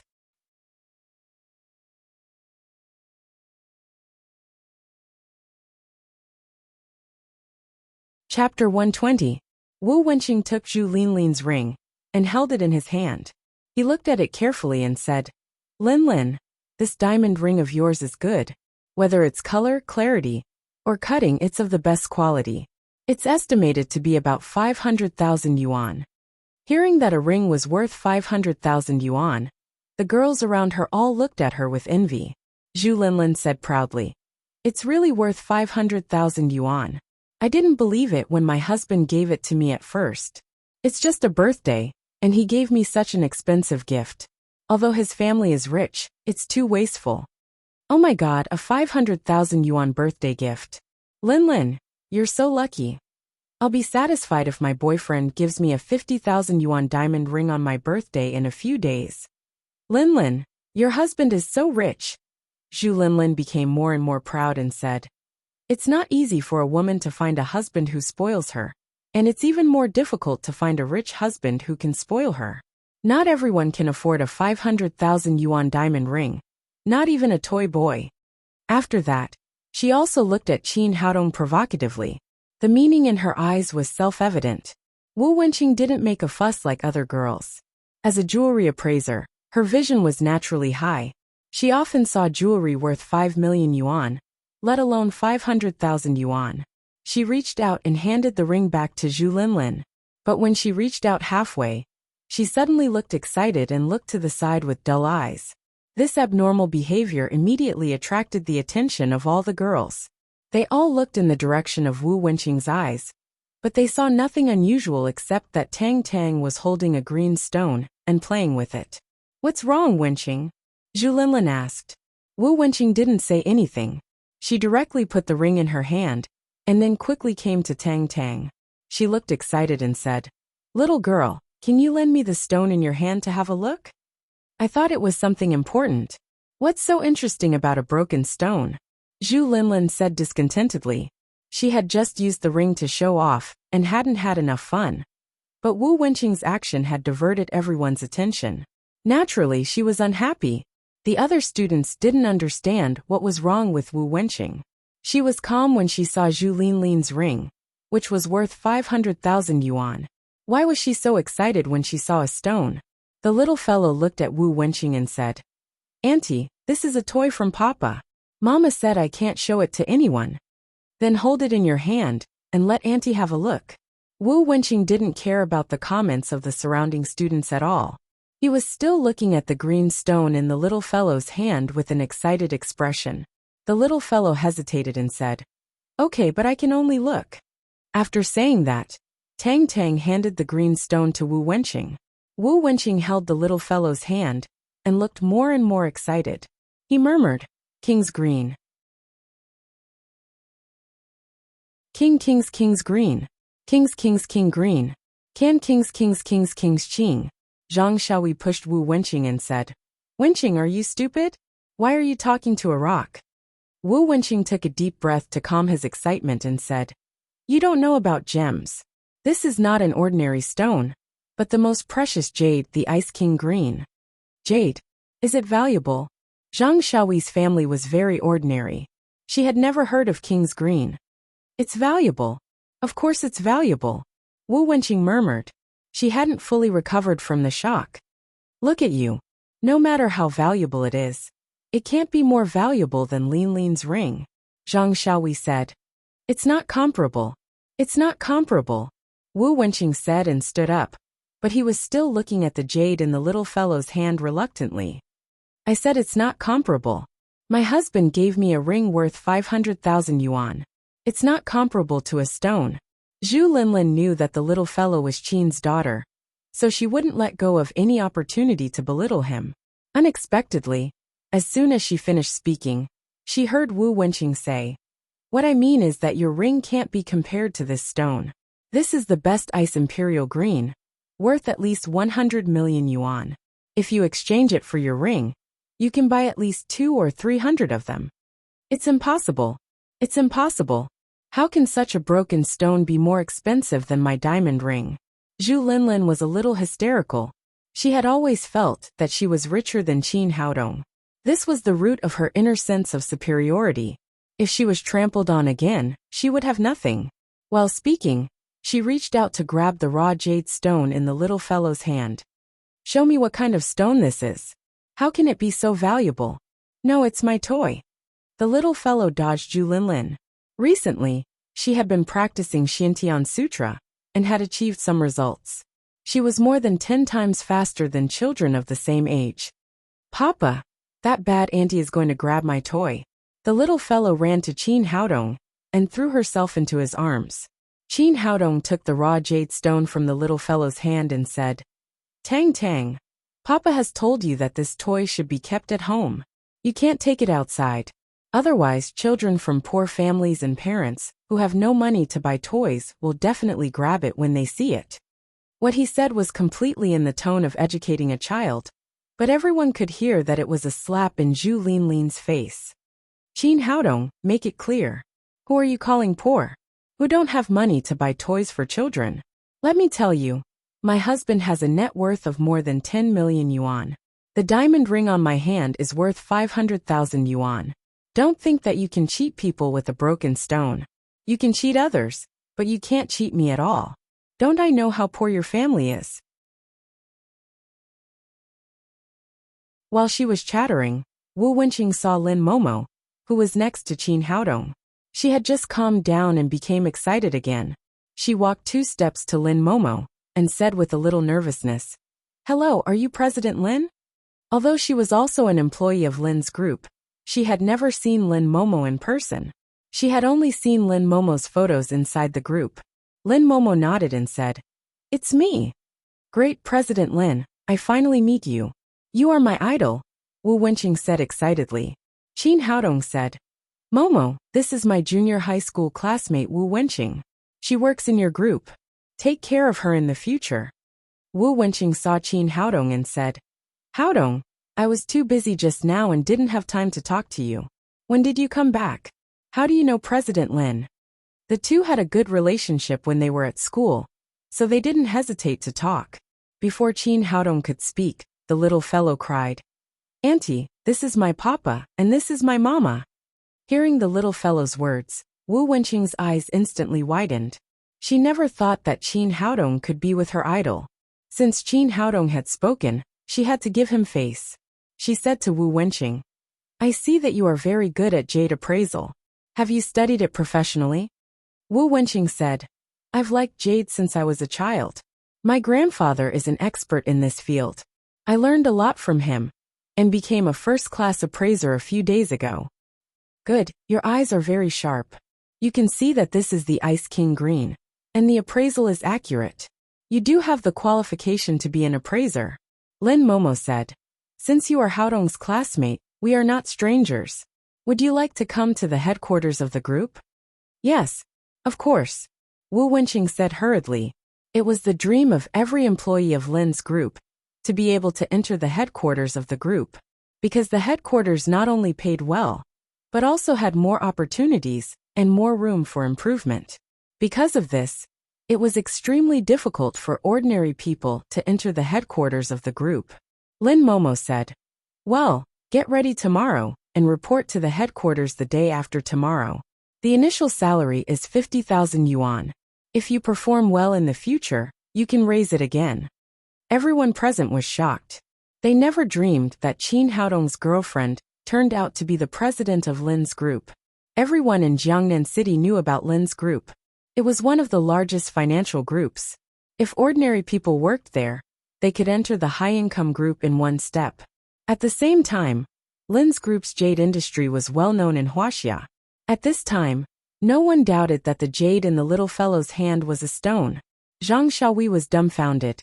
She never thought that Qin Haodong, who she looked down on the most, would be the president of Lin's group. No wonder his child could play with jade that was worth 100 million yuan. That was because he was rich. Zhu Linlin was the most irritated. Lin's group's industry was as high as tens of billions. It was ridiculous that she just showed off her husband's industry, which was worth more than 10 million yuan.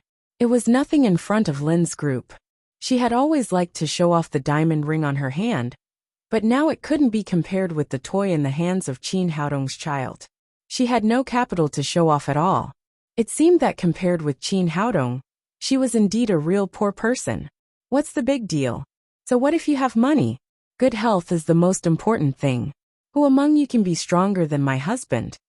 Zhu Linlin reluctantly found a reason to comfort herself, and then sat back in her seat. This time, she took off the diamond ring and put it in her bag. She never took it out to show off again. However, everyone knew that she was seeking self-comfort. Those envious eyes that looked at her turned into sarcasm. As Zhu Linlin and Zhang Xiaohui closed their mouths, the matter just passed. The students began to chat in groups of 2 or 3 again, but the focus obviously shifted to Lin Momo and Qin Haodong. Ma Wenjue said in Qin Haodong's ear, "Dongzi, you're really good. You even got the president of Lin's group. Don't look at me like that, okay? I'm not a man who lives off a woman." Qin Haodong smiled and said, "What are you busy with recently? Would you like to come to Jiangnan to help me?"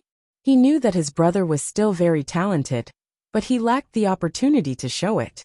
If he could come to Jiangnan City to help him, it would definitely be a great help. Ma Wenjue said with a smile. "Well, I heard that there are many beautiful women in Lin's group. The salary is not a big deal. The key is to solve personal problems." Qin Haodong said with a smirk, "You don't have to think about beautiful women. I opened a security company. I don't have beautiful women, but I have a group of men. I can find all kinds of men." Ma Wenjue instantly got goosebumps and cried, "What the hell? I don't have such a heavy taste like you." Qin Haodong said, "Come to me, Your salary will not be lower than Wu Wenqing's. We're brothers, don't talk about money. Anyway, I can feed myself and my family is not hungry. You can take care of my meals.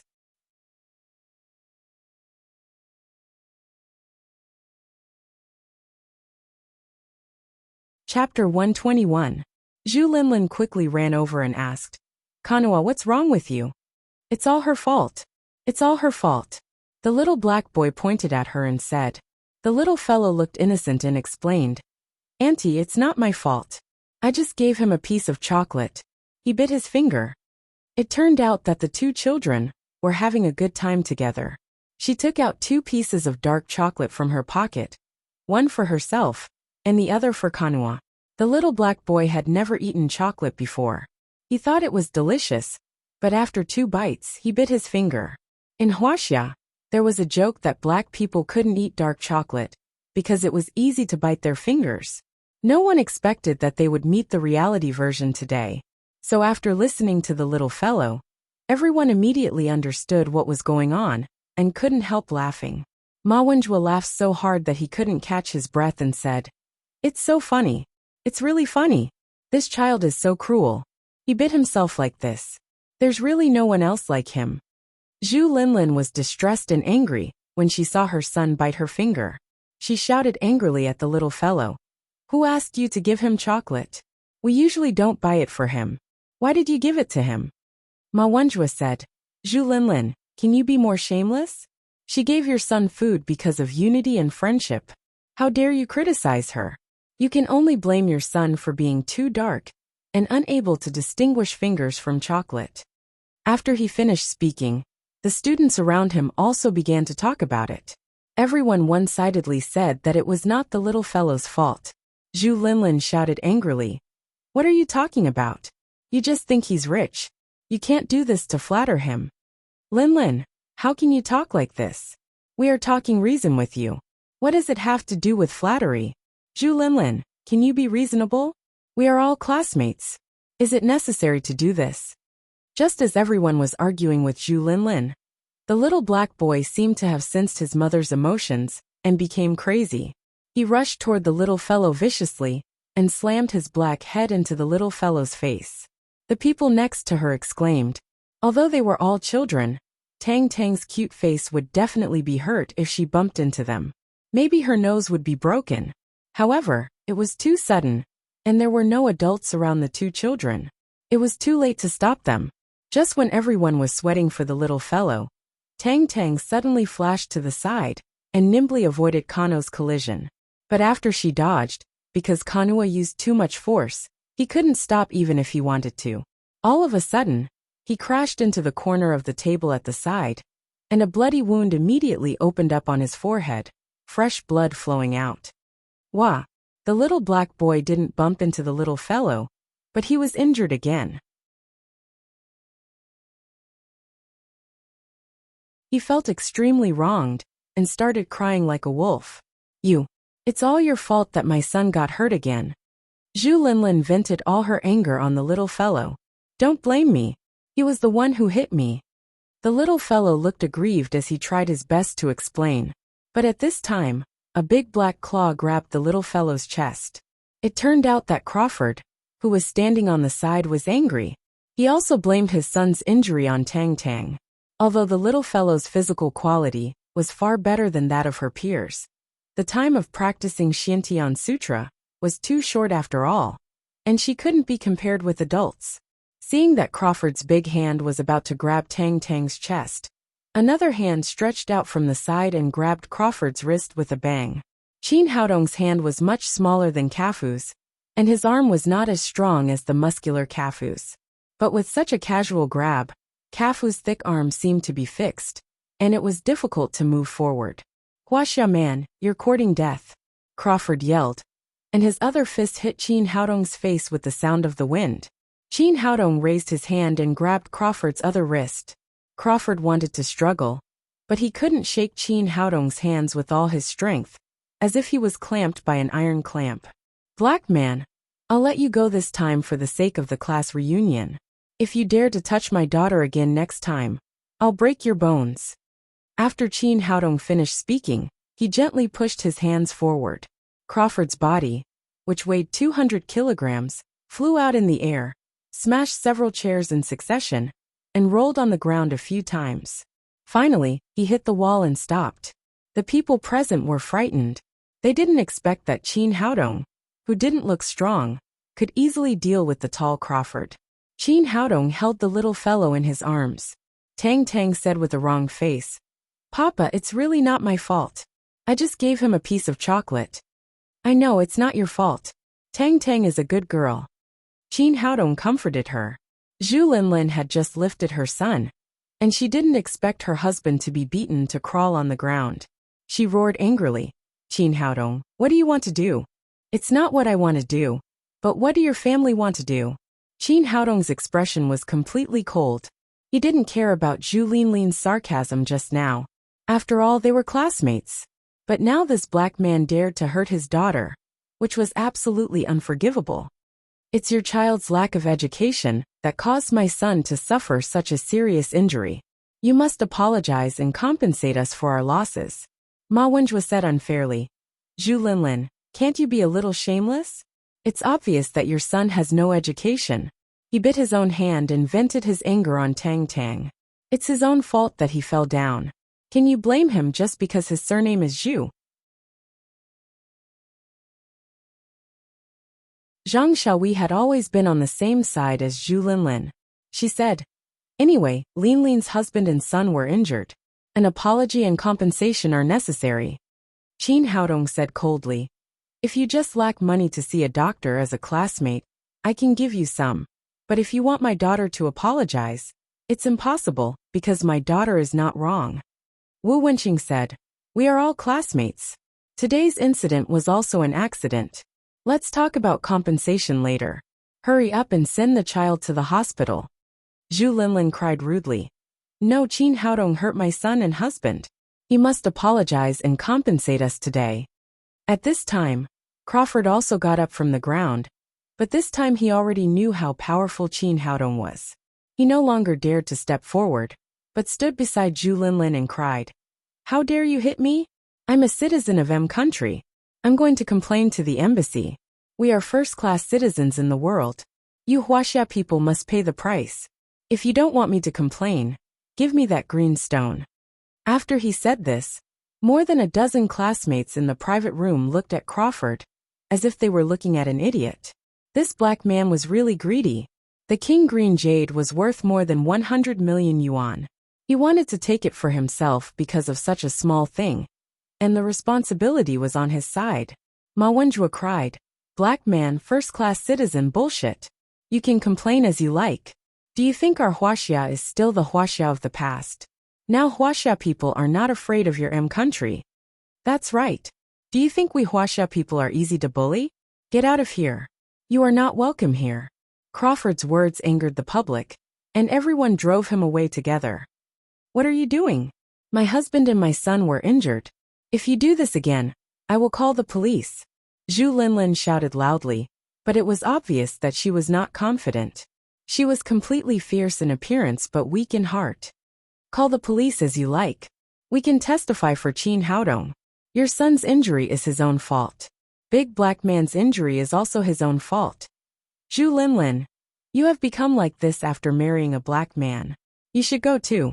Our classmates don't welcome you." "That's right. Don't say that I'm your classmate in the future. I can't afford to lose that person."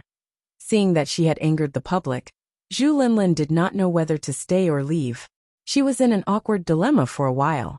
Of course, she would not choose to call the police, because she also knew that it was useless to call the police, because the responsibility was all on their side. Zhang Xiaohui whispered in her ear, "Linlin, take the child to see a doctor first. Leave it to me. When my cousin comes, I will ask him to teach Chin Haodong a good lesson and avenge you." Geng Minghui, the class monitor in their junior high school, and the convener of today's party, was the son of Zhang Xiaohui's aunt. Although they were the same age, Geng Minghui was a few months older than her. "Well, I'll go first. I must let the class monitor teach this toy boy a lesson."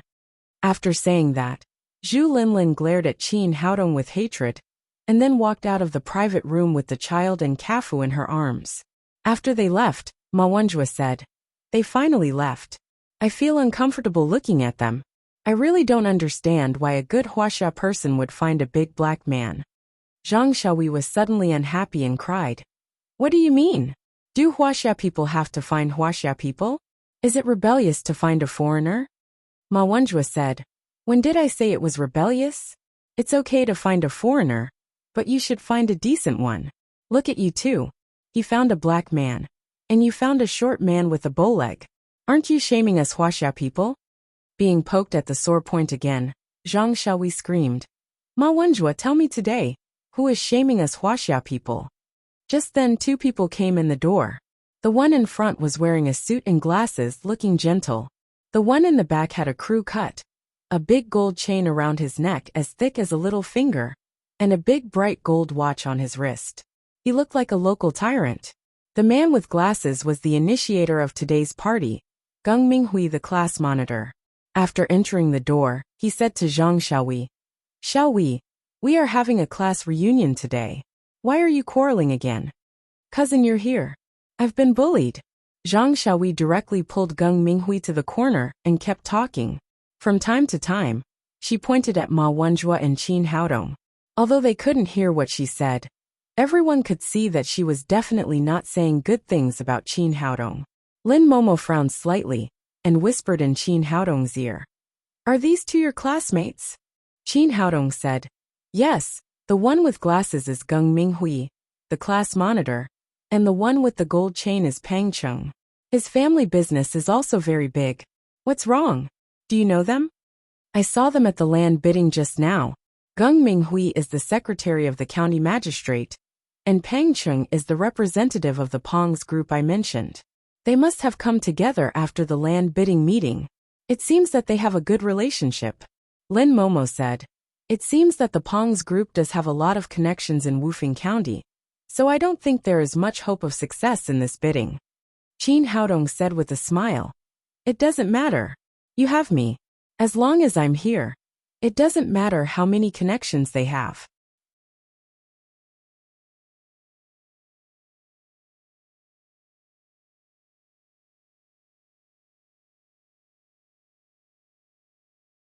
Chung, when the time comes, the students can go and play. Pang will be free of charge. After that, he made an expression as if he had just seen Lin Momo. He pretended to be surprised and said, "Oh, isn't this President Lin of Lin's group? I didn't expect to see you here. I'm sorry, I said something wrong just now." Lin Momo just glanced at him coldly and did not speak. A conglomerate of the size of Pong's group could only have some say in a small place like Wufeng County. Looking at the whole Jiangnan province, it could not be compared with Lin's group at all. The difference in industrial scale was hundreds of times. Geng Minghui said, "I just said that many of our classmates are better than me, such as our classmate Qin Haodong, who has become a gigolo to the extreme. Unexpectedly, he has found the president of Lin's group, who is worth tens of billions of yuan. It's really worth learning." After he said this, the room immediately became quiet. Everyone knew that Geng Minghui was targeting Qin Haodong, which should have something to do with Zhang Xiaohui's complaint just now. Everyone's eyes were focused on Qin Haodong, but Qin Haodong did not care at all. There was still a faint smile on his face. Emperor Greenwood's preferences were completely based on his heart, and it was not the turn of others to criticize him. An ant like Geng Minghui was not in his eyes at all. But Ma Wenjue next to him was unhappy and said, "Geng Minghui, what are you talking about? Who are you calling a gigolo?" Geng Minghui said with a sneer, "Do you still need to say that? Of course, I'm talking about our classmate Qin Haodong. When I was at school, I thought he had the potential to be a gigolo. I didn't expect him to be employed so soon." Pang Cheng had already seen Geng Minghui's intention and said, "Qin Haodong really has the potential to be a gigolo. If the rich woman Lin is tired of you one day, then just come to my entertainment company. I believe that the business will definitely be very good. Both men and women can be attracted to you." Compared with Geng Minghui, this guy's words hurt people's self-esteem more and more. Qin Haodong's face slowly became cold. Ma Wenjue said angrily, "Pang Cheng, Geng Minghui, what the hell are you doing? We're all classmates. How can you talk like that? It's too much. Gung Minghui said with a cold face. Am I too much, or is he too much? Relying on the fact that he has a rich woman to bully the girls in our class. Pang Qing said. I really feel ashamed to be classmates with such a person. Gung Minghui pointed to Qin Haodong and cried. There are all kinds of dishes here today, but there is no dinner. Get out of here. The students in the room were in awe. They didn't expect Gung Minghui to be so cruel. He directly wanted to drive Qin Haodong out, which was equivalent to directly breaking off the relationship between classmates. If Qin Haodong was driven out, he would be even more disgraced. Even if he met his classmates again in the future, he would never be able to raise his head. However, at this time, everyone kept silent. Compared with Qin Haodong, they dared not offend Gung Minghui and Pang Qing. These two people were rich and powerful. Once they provoked them, they might not be able to survive in Wufeng County in the future. Zhang Xiaohui looked at Qin Haodong with a face full of pride and cried. Did you hear that? Gigolo, as a man, you don't think about your own efforts, but have the cheek to live off a woman. It's a shame for men.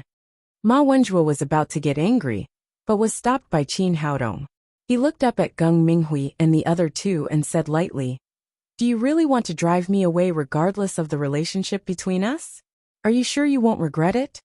Gung Minghui sneered and said, Gigolo, do you still want to scare me at this time? Don't think you're great, because you have Lin's group as your backer. This is Wufeng County, my territory. Lin's group can't do anything here. To tell you the truth, Magistrate Zhao has confirmed the result of this afternoon's bidding meeting. That land belongs to my brother Pang Qing. Lin's group can't even think about it. While he was talking, the cell phone in his pocket suddenly rang. Gung Minghui picked up the phone and glanced at it. His arrogant face immediately showed a trace of flattery. Hello, Magistrate Zhao, this is Minghui. What can I do for you? Oh, you've arrived. Let me go to the hotel gate to meet the distinguished guest. Don't worry, I'll go right away. After hanging up the phone, he seemed to change his face and immediately became arrogant again. He shouted to Qin Haodong, Gigolo, did you hear that? Get out of here with your woman. I have important things to do. Qin Haodong sneered and said, Isn't it just to go out to meet the distinguished guest? You don't have to go. I'm the distinguished guest you have to meet. As soon as the words came out, everyone in the room showed a surprised look. They didn't understand why Qin Haodong said such words. In everyone's eyes, Qin Haodong relied on Lin Momo to make a living. Even Magistrate Zhao of Lin's group didn't like him. How could he become Zhao Yang's distinguished guest? Gung Minghui and the other two people were slightly stunned, and then laughed. Zhang Xiaohui said sarcastically, Qin Haodong, you really know how to put gold on your face. If a gigolo like you can be the distinguished guest of Magistrate Zhao, then I will be the Queen of England. Pang Qing also laughed and said, Then I'm the richest man in the world. Qin Haodong really didn't want to pay attention to these idiots. He directly took out his mobile phone from his pocket and dialed Zhao Yang's phone number. Magistrate Zhao, you've arrived. I'm in the number 1 VIP room of the Fragrance Hotel. Come here. Zhao Yang was afraid that his lateness would make Qin Haodong unhappy, so he came to the Fragrance Hotel early. After receiving his phone call, he said politely, I'm sorry, Mr. Qin, I'm still late. Please wait a moment, I'll be there right away. Seeing Qin Haodong hang up the phone, Gung Minghui and the others laughed more wildly. Gung Minghui pointed to Qin Haodong's nose and cried, Gigolo, no wonder you can cheat President Lin. You're really good at pretending. If Magistrate Zhao invites you to dinner, then I'll be the Prime Minister of the country. He was talking unscrupulously, and his saliva was flying. Suddenly, the door of the private room was opened, and Zhao Yang appeared at the door with a smile on his face. After seeing Zhao Yang, Gung Minghui was instantly petrified, and the smile on his face immediately became uglier than crying. But until now, he didn't believe that Zhao Yang invited Qin Haodong. He thought it was just a coincidence. He quickly said, Magistrate Zhao, you're here. I'll go out to meet the distinguished guest now. Zhao Yang looked at him discontentedly and said, No, the distinguished guest is here. There's no need to pick him up. Then he walked over and shook hands with Qin Haodong enthusiastically. He said apologetically, "I'm sorry, Mr. Qin. I invited you to dinner, but I'm late." At this time, everyone was dumbfounded. Even a fool could see that the distinguished guest Zhao Yang mentioned was Qin Haodong. What the hell was going on? Why was Magistrate Zhao so polite to Qin Haodong? Was it because of Lin's group? No, Zhao Yang didn't talk to Lin Momo after entering the door. Obviously, it had nothing to do with Lin's group. There was only one answer. Qin Haodong's own identity was very special, so Zhao Yang respected him so much. But Qin Haodong was their junior high school classmate, and his family was not rich. What the hell happened? No matter what other people thought, Qin Haodong said lightly, "It's not that Magistrate Zhao is late. I'm early. I have a classmate party here." Zhao Yang said with a smile, "Oh, it turns out that Minghui and Mr. Qin are classmates. I really haven't heard him mention it." Qin Haodong said, "I used to be but not now. Just now, he and Pang Chung wanted to drive me away, saying that it was a shame to be classmates with people like me." Geng Minghui had just come to his senses at this time. At this time, his intestines were blue with regret. For Zhang Xiaoyi and Zhu Linlin, he had offended a person who even Magistrate Zhao was very respectful to. It was not worth it at all. But who could have thought that Qin Haodong had such a relationship with Magistrate Zhao? Pang Chung was also dumbfounded. The reason why he went against Qin Haodong was to please Geng Minghui, the secretary of the county magistrate. He didn't expect to offend the county magistrate. It was not worth it.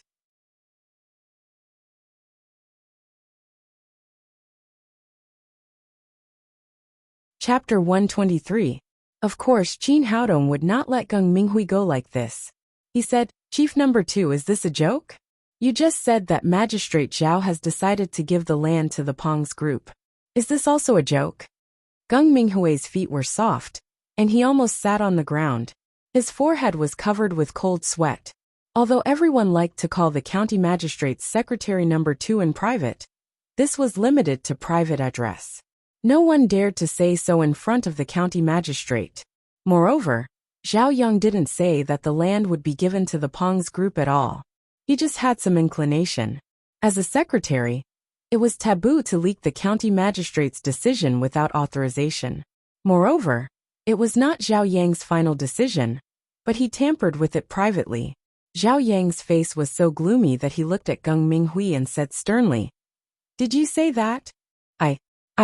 Zhao Yang couldn't deny it even if he wanted to. He murmured for a long time and didn't say a word. Qin Haodong said, "Magistrate Zhao, it's not only Chief number 2 who talked big. Just now the heir of the Pong's group said that if you invited me to dinner, he would be the richest man in the world."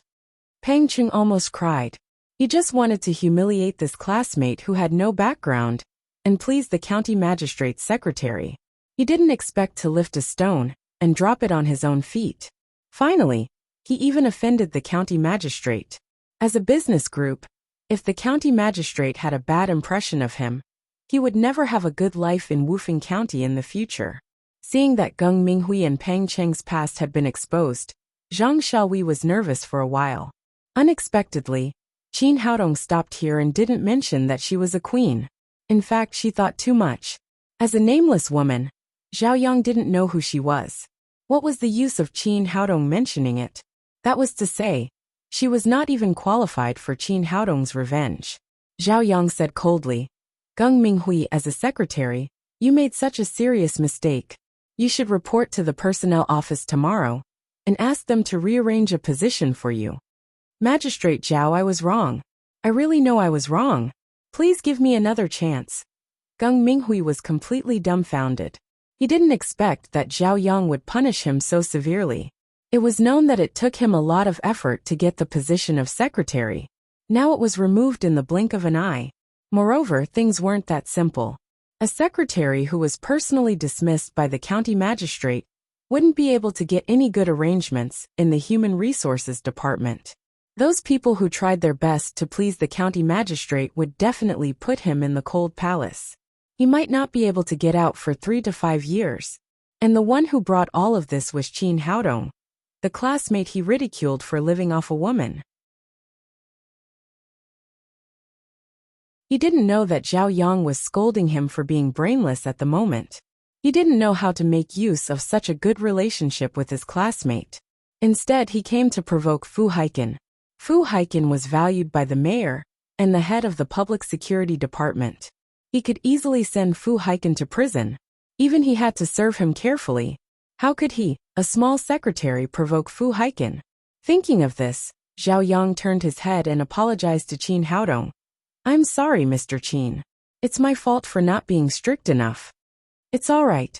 Qin Haodong took Lin Momo's hand and said, Magistrate Zhao, let me introduce you. This is my girlfriend Lin Momo, the president of Lin's group. Zhao Yang quickly reached out to Lin Momo and said, Hello, President Lin. We meet again so soon. I didn't expect you to be Mr. Qin's girlfriend. Now I see that you two are really a good match. It's really a golden boy and a jade girl. A match made in heaven. Hello, Magistrate Zhao. Lin Momo blushed slightly and reached out to shake hands with Zhao Yang. President Lin is really young and promising. Your Lin's group is powerful. I've seen the bidding documents just now. Although the results haven't been transmitted, other bidders are not as competitive as you. After all, the strength is there. Basically, that piece of land belongs to your Lin's group. After Zhao Yang finished speaking, Pang Cheng's face suddenly turned pale. In order to bid for this land, their Pang's group paid a great price. He didn't expect that it would be ruined because of a classmate party. If his father, Pang Wenkai, knew the truth of the matter, he would break his legs. Lin Momo was happy. She had no hope for this bidding, but she didn't expect to win it so easily. She said, Thank you very much, Magistrate Zhao. At the same time, she was also secretly surprised. How could Qin Haodong have such a great influence? Just because she was Qin Haodong's girlfriend, Zhao Yang directly made a decision. Not only was she surprised, but everyone in the room was also stunned. Just now, they thought that he was just a gigolo who lived off a woman. They didn't expect that he could directly influence the county magistrate's decision. First, he fired the arrogant Geng Minghui, and now he took away the land bidding of Pang's group. This was a completely amazing reversal, which was really incredible. Next, Geng Minghui and Pang Cheng left with their tails between their legs. Zhang Shaohui followed closely behind them. Before the reunion even started, for people had already left early. The rest of the people naturally felt bored and left one after another. Qin Haodong took Lin Momo and the little fellow to the next private room and had a very happy meal with Zhao Yang. After dinner, Zhao Yang left. Qin Haodong said to Lin Momo, Let's go and see Grandpa and Grandma with me. Lin Momo said, Do you really want to go? Qin Haodong widened his eyes and said, What do you mean by really want to go? Didn't we have a deal? If you don't go back with me to see Grandma, she will force me to go on a blind date tomorrow. And Grandma is waiting for you at home. In order to see her granddaughter-in-law, she specially bought several new clothes in the afternoon. But I'm a little scared. At this time, Lin Momo's aura of a female president had disappeared. She completely looked like a shy little wife. What's there to be afraid of? Ugly daughters-in-law are afraid to see their mother-in-law. You are so beautiful. Grandma will definitely like you when she sees you. That won't do. How about I prepare again and go to your house tomorrow? Looking at Lin Momo's nervous look, Qin Haodong felt funny and said, Well, let's set it tomorrow morning, but don't go back on your word. Otherwise, Grandma will think I'm lying to her and have to take me on a blind date. Okay, tomorrow morning, no regrets. Seeing that she didn't have to go tonight, Lin Momo was relieved and took a long breath. Qin Haodong called home and then said to Lin Momo, It's still early now. How about I take you to see the night view of Wufeng County? Okay. The little fellow and Lin Momo both raised their hands to welcome his proposal. Wufeng County was built around mountains. There were 5 tall mountains around the county. In the middle of the county, there was a small lake called Moon Lake. In recent years, the county's economy had developed rapidly, and the urban construction had also undergone earth-shaking changes. A landscape belt had been built around Moon Lake. At night, many people came here for shopping and entertainment. Qin Haodong came here with Lin Momo and the little fellow. The super good-looking family of 3 attracted countless envious eyes. They enjoyed the scenery around Moon Lake and tasted the local snacks. The atmosphere was happy and warm. Before they knew it, they came to the depths of the scenic area. It was much quieter and less crowded than outside. Not far away, there was a wooden landscape bridge. The little fellow cried, "Papa, let's go to the bridge to play." After that, she held Chin Haodong's hand in one hand and Lin Momo's hand in the other. The three of them walked on the wooden bridge together. "The night here is really beautiful." Lin Momo held the railing on the wooden bridge and said while looking at the night view in the distance. Chin Haodong said, "Let's take a picture of our family." Hearing that, Lin Momo's cheeks turned red, but she didn't say anything against it. "Great, great. Let's take a picture together with Papa and Mama." The little fellow cried happily and then climbed into her father's arms. Seeing that Chin Haodong took out his old dammy mobile phone, Lin Momo opened her bag and took out the latest dammy mobile phone from it. She gave it to him and said, "Use this. The pixel of your mobile phone is too low, and the picture is not good." "You bought it for me?" Chin Haodong asked. "Yes." Lin Momo nodded. "Thank you," Chin Haodong said and suddenly kissed Lin Momo on the cheek. I'm still here." Lin Momo stared at Chin Haodong charmingly, and her cheeks blushed again. Since Chin Haodong came into her life, she had changed more and more recently. Her cold face, which used to be unapproachable, became more and more easy to blush. "Yes, I'm still here. Papa, I want it too." The little fellow cried while holding Chin Haodong's neck. "Okay, Papa, kiss me too," Chin Haodong said and kissed the little fellow on the cheek, which made her giggle. Looking at the laughing father and daughter in front of her, a feeling that she had never felt before rose in Lin Momo's heart. It was the unique warmth of a family, which made her feel very comfortable. Chin Haodong picked up the mobile phone, and the cheeks of the family of three were tightly pressed together. Soon, a very warm picture was displayed on the screen of the new mobile phone. After looking at the picture, the little fellow felt that it was not enough. She cried again, one more. Papa, Mama, kiss me together."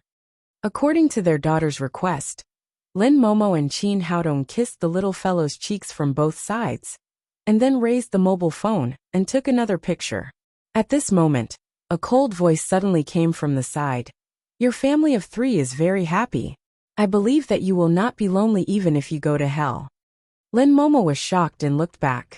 She saw 7 or 8 tall black men on both sides of the wooden bridge, led by Zhu Linlin's husband Cafu.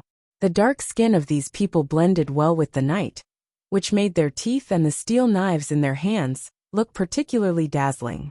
Chin Haodong frowned and was extremely dissatisfied with the warm atmosphere of the family of three being interrupted.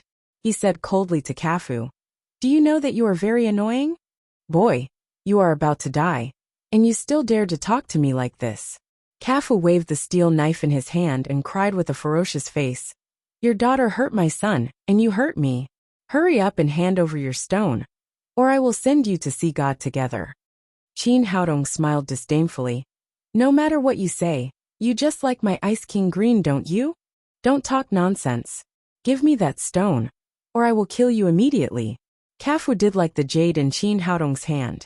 His business assets in Huaxia were only more than 10 million yuan, and it had been very bad recently. It had suffered continuous losses and was somewhat insolvent. Because of this, just after leaving the hotel, he had a crooked idea. As long as he grabbed this jade worth more than 100 million yuan, he could live a comfortable life without doing anything.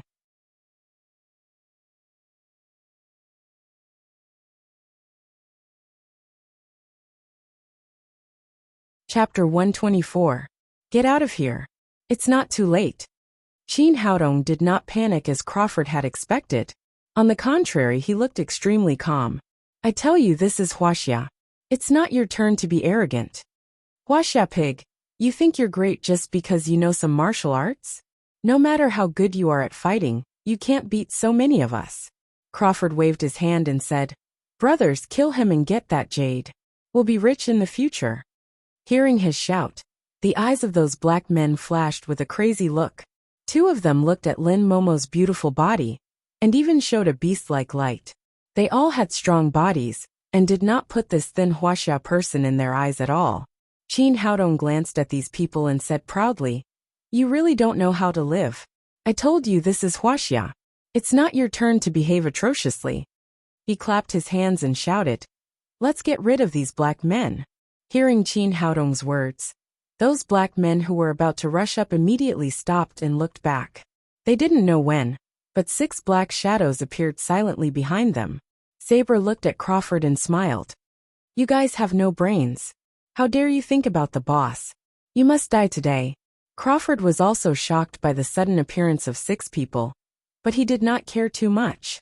After all, they still had more people on their side, and they had weapons in their hands. He shouted again, "Brothers, let's get rid of these Huaxia pigs together." Hearing his order, these black men immediately started. A black man nearly 2 meters tall raised his dagger with a cold light in his hand and stabbed it fiercely toward Saber's chest.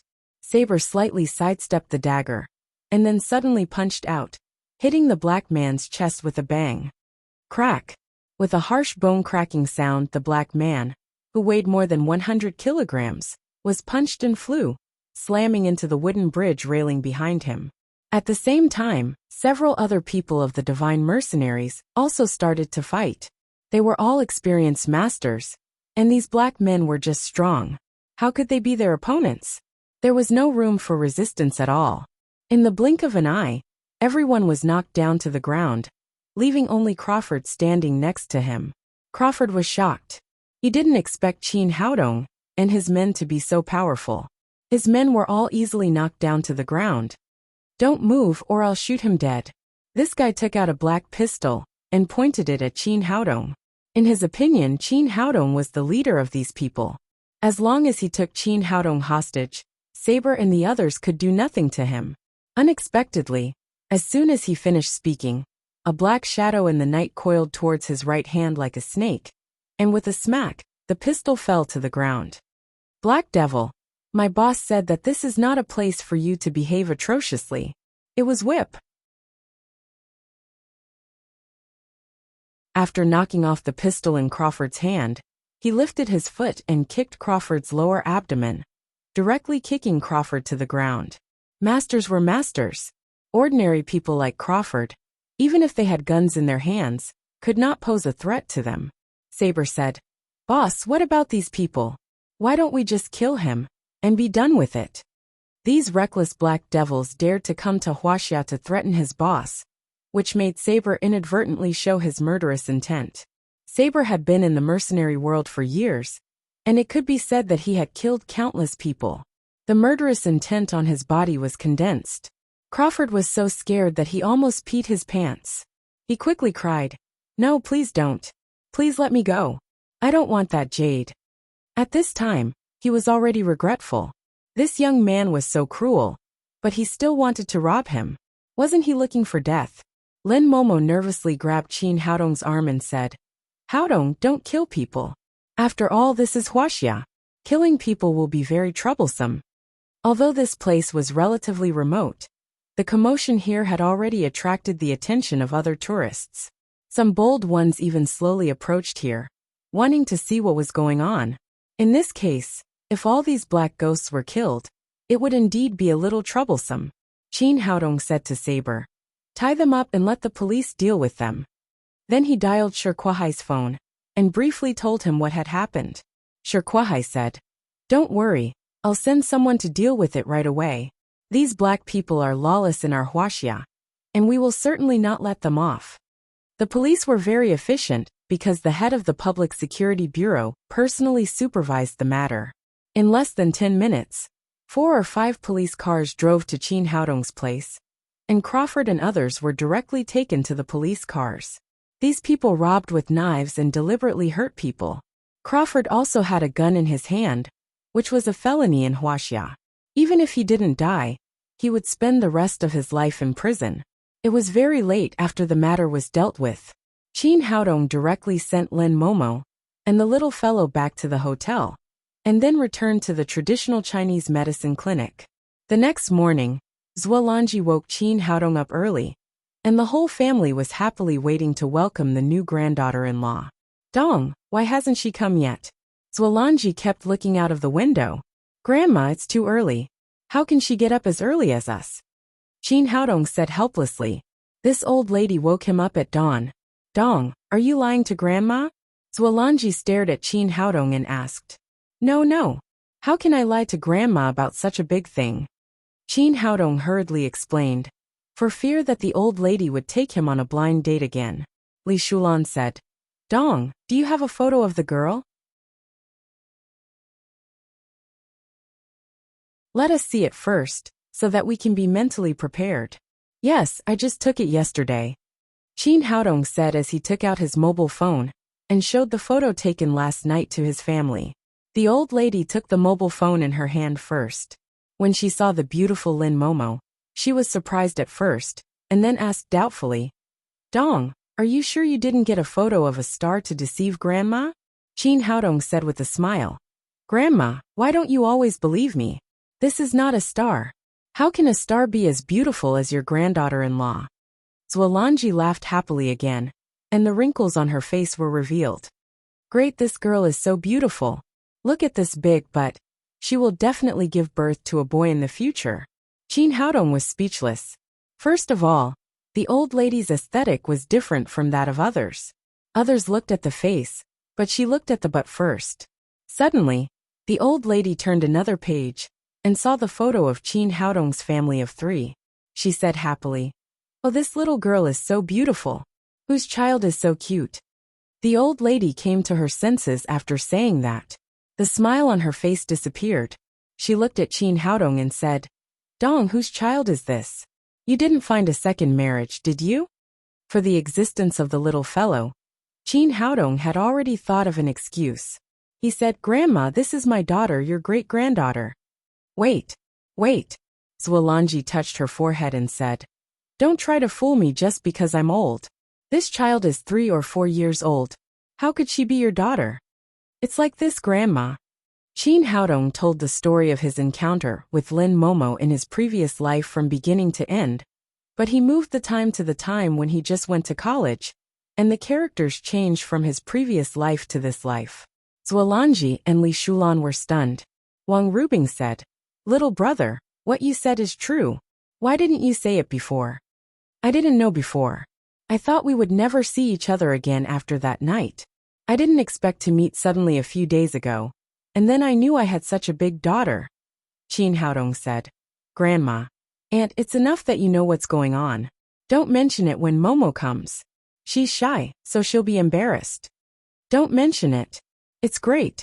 Not only do I have a granddaughter-in-law, but I also have a great-granddaughter. The old lady laughed happily again, but then she said to Chin Haodong, Dongzi, it's good to have a daughter, but you have to have a son. I know, Grandma. Chin Haodong promised casually. At this time, there was a sound of motor at the door, and 3 luxury cars stopped in front of the clinic. Grandma, your granddaughter-in-law is here. Chin Haodong shouted. Although Li Shulan didn't know about cars, she knew that the extended Rolls-Royce in front of her was absolutely expensive.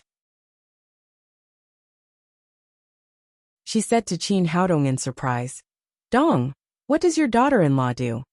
At this time, everyone realized that they hadn't asked about Chin Haodong's girlfriend's occupation. Zwalanji then asked, Yes, Dong, you haven't told us her name yet. Chin Haodong said, She is the president of Lin's group. Her name is Lin Momo. They walked out while talking. At this time, the door of the Rolls-Royce opened, and a smooth long leg came out of the car first, in sharp contrast with the black door of the Rolls-Royce. Then a curvy figure and a perfect face gradually appeared in front of everyone. It had to be said that Lin Momo, who was carefully dressed, played her beauty to the extreme. The perfect combination of sexiness, coldness and beauty was simply a masterpiece of God. She was a domineering female president in the company and an unapproachable ice beauty in front of outsiders. Over the years, she had experienced all kinds of storms and different big scenes. But today, for the first time, she stepped into Chin Haodong's house as his girlfriend, and she felt unprecedentedly nervous. Mommy, wait for me. At this time, the little fellow jumped out of the car. When she saw Chin Haodong, she immediately rushed over and said, Papa, hug. Chin Haodong held the little fellow in his arms, and then went up to take her hand and introduced her to his family one by one. This child is so good, so beautiful. Zhuolanji took Lin Momo's hand and kept praising her. Grandpa Li Chongqing also kept nodding. It could be seen that they were extremely satisfied with their granddaughter-in-law. Li Shulan took the little fellow from Qin Haodong's arms and said, "Tang Tang is really beautiful, so cute." "Hello, Auntie," the little fellow said in a childish voice. "Tang Tang, you can't call her Auntie. You should call her Grandma." Qin Haodong quickly corrected the little fellow's mistake. "Why? It's obviously Auntie. The teacher said that Auntie is younger than Grandma," Tang Tang said with a serious face. After the little fellow's words, everyone burst into laughter. Although Zhuolanji was nearly 50 years old, she maintained herself very well.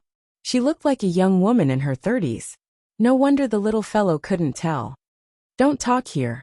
Come and sit in the room." Zhuolanji held Lin Momo's hand, and Li Shulan held the little fellow. The family walked to the room happily. Just then, someone suddenly called at the door of the courtyard. "Qin Haodong, can you come out for a moment?"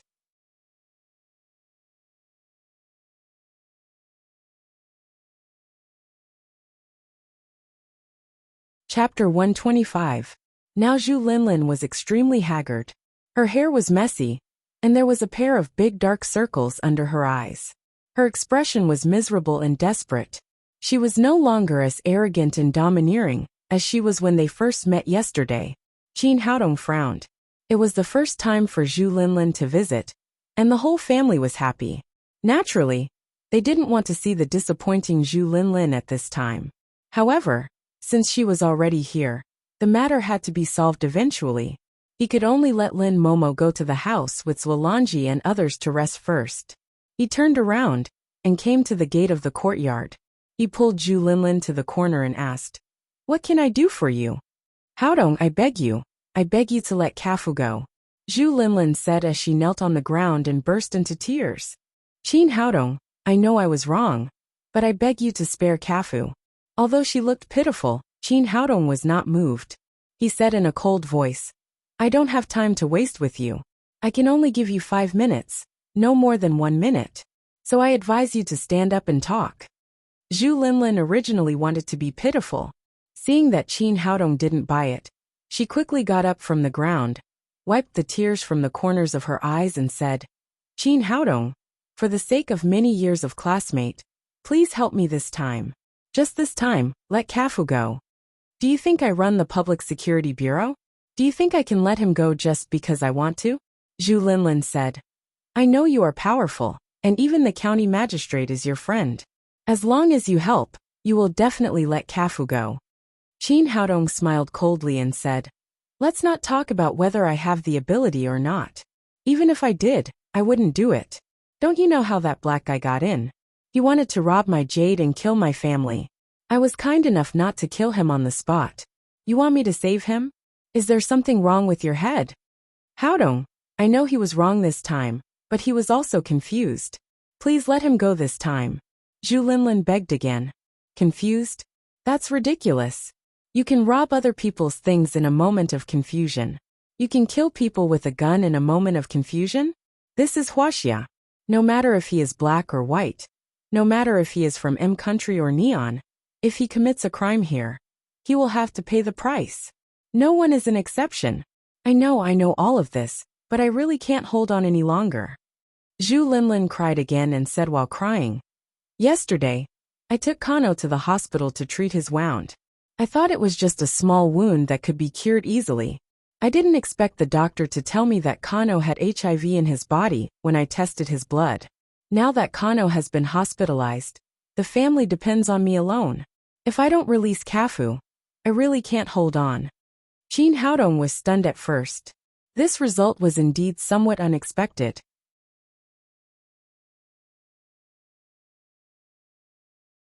Then he sneered and said, "So what if I let him out? Don't tell me you still don't understand how the child got AIDS? If he comes out, he will only harm more Chinese people. So I advise you to hurry up and get yourself a blood test." "What? Are you saying that I might have this disease too?" Zhu Linlin said with her eyes wide open. Qin Haodong sighed. Zhu Linlin really didn't have any medical knowledge. He said, "It's not that you might have it, but you definitely have it." "Impossible. It's impossible," Zhu Linlin said with a look of horror. "Although I usually dress up well, I have never messed around with a man like Kafu.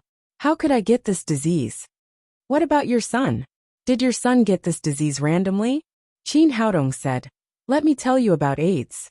Although this virus is powerful, there are only 3 ways of transmission: sex, mother and child, and blood. In our country, the possibility of getting AIDS through blood transfusion is almost 0. Your son got this disease at such a young age. Basically, you transmitted it to him. And where did your AIDS virus come from? I don't need to tell you, do I?" Hearing Qin Haodong's words, Zhu Linlin's face turned pale. She felt dizzy. She held the wall next to her and barely stabilized her body. She asked in a trembling voice, "You mean my AIDS was transmitted to me by Kafu? Do you still need to ask?" Black people are originally the group with the highest proportion of HIV carriers. In Africa, the country with the highest HIV infection rate can reach 40%. Although your Kafu is from M country, who knows how his virus came from? God, why did you do this? Why did you do this to me? Zhu Linlin completely collapsed. Her whole body was limp on the ground. Qin Haodong didn't have much sympathy for the woman in front of him. He said, "You made your own choice. You can't blame God. Now go to the hospital to have a checkup, and then take the time to treat it. The onset of AIDS is also very long, more than 10 years. This is why you didn't have symptoms before. If you keep it well, you can live for a while." After that, he turned and went back to the yard. Zhu Linlin had asked for it. If she didn't despise the poor and love the rich, if she didn't worship foreign things, she wouldn't have today's bitter result. When he returned home, the little fellow had become the core of everyone, making his grandparents very happy. Lin Momo became a supporting role, chatting with Wang Rubing. Seeing Qin Haodong come back, Lin Momo asked, "What's wrong, Haodong? Why did that woman want to see you?" Qin Haodong told Lin Momo what had happened to Zhu Linlin, and then said, "A pitiful person must be hateful. She asked for it. She can't blame others." Wang Rubing said, "Yes, a good Huaxia woman had to find a black man for a little bit of money. Now she has lost the rest of her life." Lin Momo said, "In the eyes of many Huaxia people, everything is good abroad. The moon in foreign countries is rounder than in Huaxia, and foreign men are better than Huaxia men. It's so ignorant," Wang Rubing said with a smile. "She's too ignorant. Those foreign guys are not as good as my brother." Lin Momo's cheeks turned red. Then the phone in her bag rang. She took out the phone and answered the call. As time went by, the smile on her face slowly disappeared, and finally it was covered with frost. Qin Haodong immediately realized that something had happened. He asked, "What's wrong, Momo?" Lin Momo said, "Mizzen just called me and said that the group will hold a board meeting at 11 o'clock in the morning. I heard that someone is going to initiate a vote for the replacement of the CEO." Someone had mentioned the vote for the replacement of the CEO, which was obviously against Lin Momo. It seemed that the internal affairs of Lin's group were not peaceful. Qin Haodong took out the phone and checked the time. It was almost 10 o'clock in the morning. It was obvious that someone had planned to attack Lin Momo and make her late. Lin Momo said anxiously, "Haodong, I have to go back now." "I'll go with you," Qin Haodong said to Wang Rubing. "You explain to your grandparents and aunt later. We'll take the little fellow back." After that, he said goodbye to Li Qingshan, his wife, and Li Shulan. Then he picked up the little fellow and left the clinic with Lin Momo in a hurry. After getting in the car, they hurried back to Jiangnan City. After getting in the car, Qin Haodong asked, "Do you know who is against you?" Lin Momo said, "Who else could it be except my good uncle?" After that, she briefly introduced the main situation of Lin's group to Qin Haodong. As the controller of Lin's group, the Lin family held 50% of the group's shares. Lin Xiaotian, the head of the Lin family, held 30%. Lin Ziyuan held 10%, and the remaining 10% was in the hands of Lin Ziyuan's younger brother, Lin Jigao. Lin Jigao had a son named Lin Pingchao, who was only 1 year younger than Lin Momo.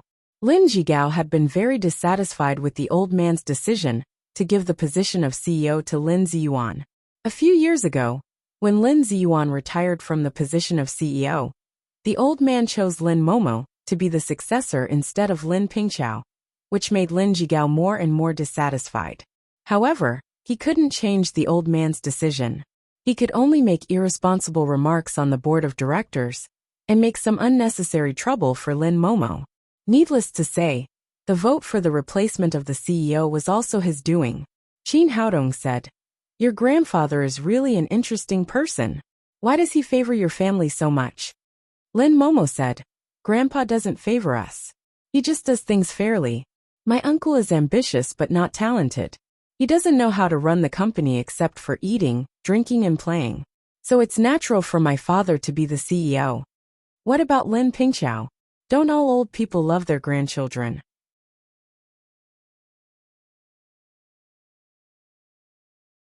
Generally, they regard their granddaughters as outsiders. Why did your grandfather pass it to you? Lin Momo said, "Grandpa also told me that although Lin Pingqiao is talented, he is too scheming. In the short term, he seems to be clever, but in the long term, he is absolutely not suitable for the development of Lin's group. So he passed the position of CEO to me." Qin Haodong said with a smile, "Your old man is good. He has the same vision as me. You are still in the mood to joke at this time." Lin Momo's delicate face showed a worried look. She said, "Although my uncle used to make trouble for me, it was just a small matter. This is the first time that he directly proposed the vote for the replacement of the CEO. I guess he must have something that can threaten my position."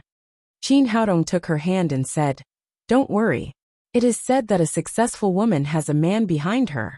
As long as I am behind you, no one can make trouble for you." Nonsense. People are saying that behind every successful man, there is a woman. It doesn't matter.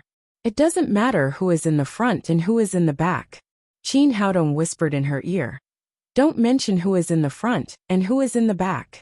I don't care." I am so annoyed. Don't talk nonsense," Lin Momo said and rolled her eyes at Qin Haodong, but her expression was relaxed. "What's there to be annoyed about? I will help you with this. I will go with you to the meeting later. Whoever dares to make trouble for you, I will kick his ass directly." Although Qin Haodong was smiling and not serious at all, Lin Momo suddenly felt more at ease with him around. It seemed that as long as Qin Haodong was there, nothing would be a problem. Driven by the divine mercenaries, Lin Momo's motorcade was very fast. At 1 p.m., they arrived at the building of the group on time. After getting out of the car, she and Qin Haodong rushed into the special elevator and went directly to the special meeting room of the board of directors. Before they entered the door, they heard someone shouting in the meeting room, "Today, Lin's group is in a life and death situation under the leadership of Lin Momo. If we don't hurry to change the board of directors, Lin's group will really be finished."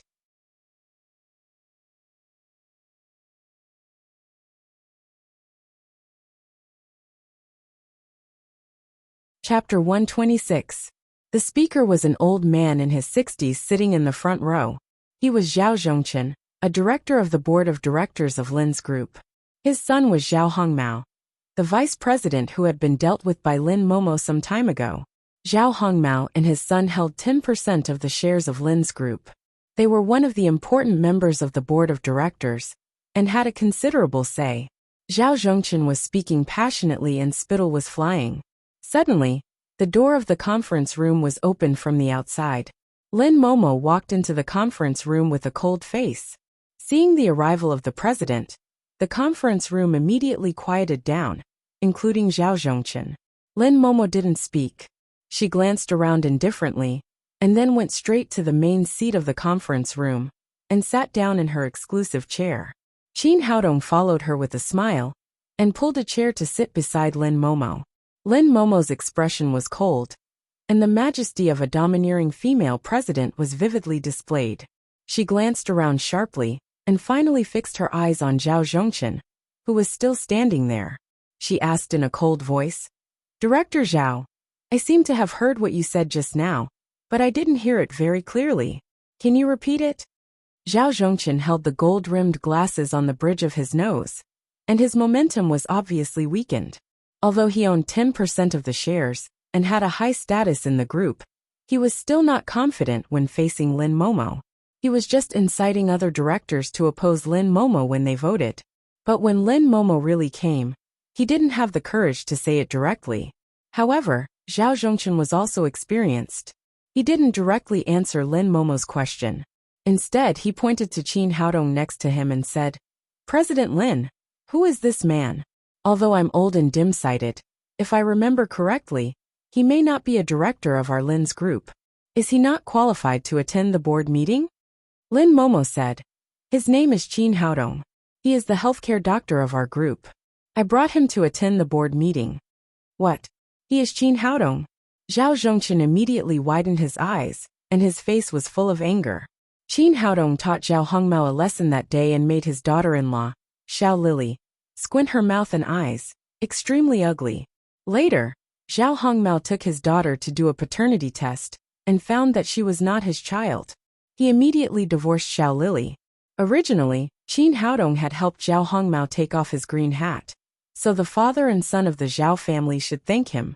But on the contrary, the two of them blamed all this on Qin Haodong and hated him very much. A few days ago, Zhao Zhongchen accidentally heard that Qin Haodong had entered Lin's group as a healthcare doctor. He didn't dare to argue with Lin Momo and wanted to find trouble with Qin Haodong directly. However, Qin Haodong had been too busy recently and hadn't come to work. Zhao Zhongchen went there several times, but couldn't find him. He didn't expect to meet him here today. Qin Haodong looked at Zhao Zhongchen's fierce eyes and felt depressed. He thought to himself, "Old man, I didn't make your son a cuckold. Why are you looking at me so fiercely?" Zhao Zhongchen stared at Qin Haodong and said, "President Lin, when can a healthcare doctor be qualified to attend the board meeting? This is completely against the rules of the group." "You want to talk to me about the rules of the group? Then let's have a good talk today." Lin Momo looked at Zhao Zhongchen coldly and said, "According to the rules of the group, the replacement vote of the executive president must be carried out with the presence of all shareholders. I want to ask Director Zhao. I am not present. My father and my grandfather are not present. Why do you propose to carry out the replacement vote of the president? If everything is carried out according to the rules, then I will let Qin Haodong go now.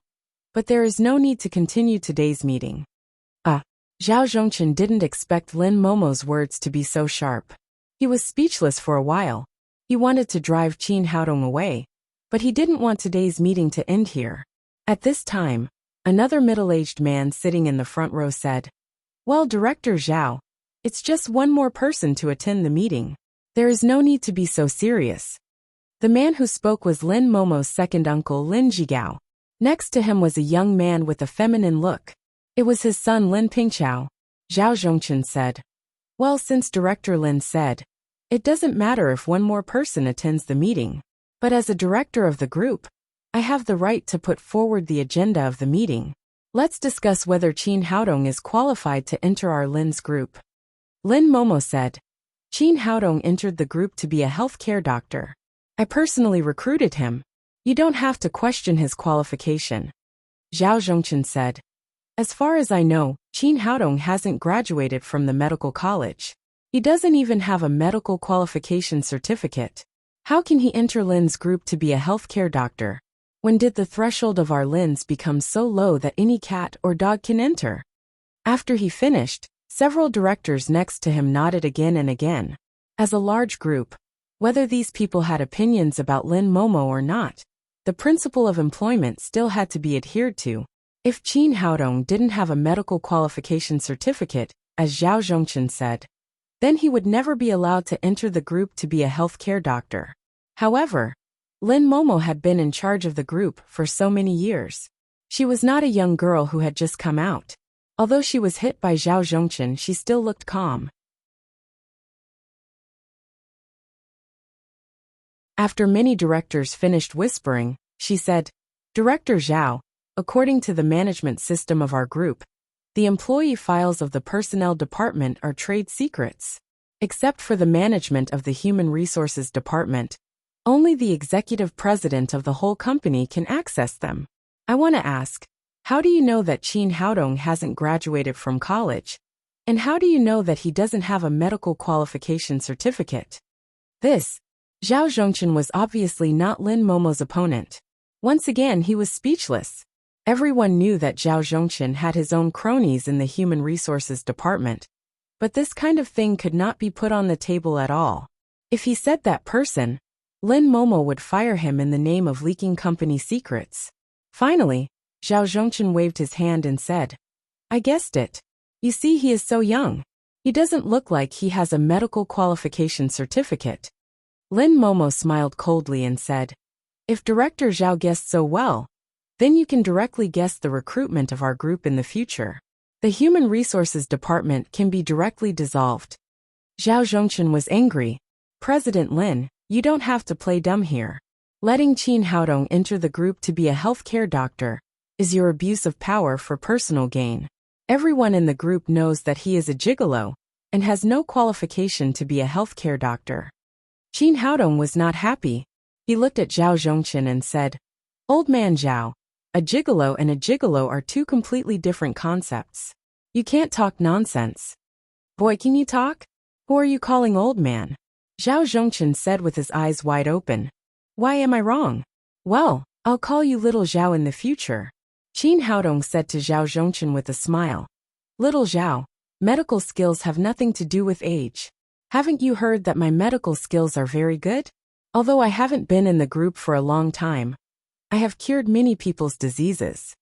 Zhao Zhongchen was the person with the most shares in Lin's group, besides the Lin family. He was in a high position. He did not expect to be so despised by Qin Haodong. He was so angry that his lungs almost burst. He said angrily, Boy, don't talk nonsense. You are not qualified to be the healthcare doctor of Lin's group. Then he shouted to Lin Momo, President Lin, I don't think such a person is suitable to be a healthcare doctor in the group at all. He should be fired immediately. Lin Momo naturally disagreed. She said, That's impossible. Qin Haodong is the best healthcare doctor in the history of Lin's group. His medical skills are much higher than others, so there is no reason to fire him. Ha ha ha ha, the best healthcare doctor? His medical skills are very high? My good cousin, I heard that you're dating this guy with the surname Qin. Have you been blinded by love? Lin Pingqiao, who had been silent for a long time, spoke. He was the chief planner of today's executive president replacement vote. Zhao Zhongchen was just pulled by him to be a forerunner. Although Qin Haodong was not in the plan before, he was very happy to see that Lin Momo's prestige would be damaged through this matter in advance. Lin Momo frowned. She naturally knew that Lin Pingqiao had been coveting her position as president. She said, What do you mean? Do you think I'm lying? Lin Pingqiao said, Cousin, I didn't say you were lying. But people say that women in love will lower their IQ. I think this sentence is right. Qin Haodong is just in his early 20s. He can't have good medical skills in Chinese medicine or Western medicine. Zhao Zhongchen followed and said, That's right.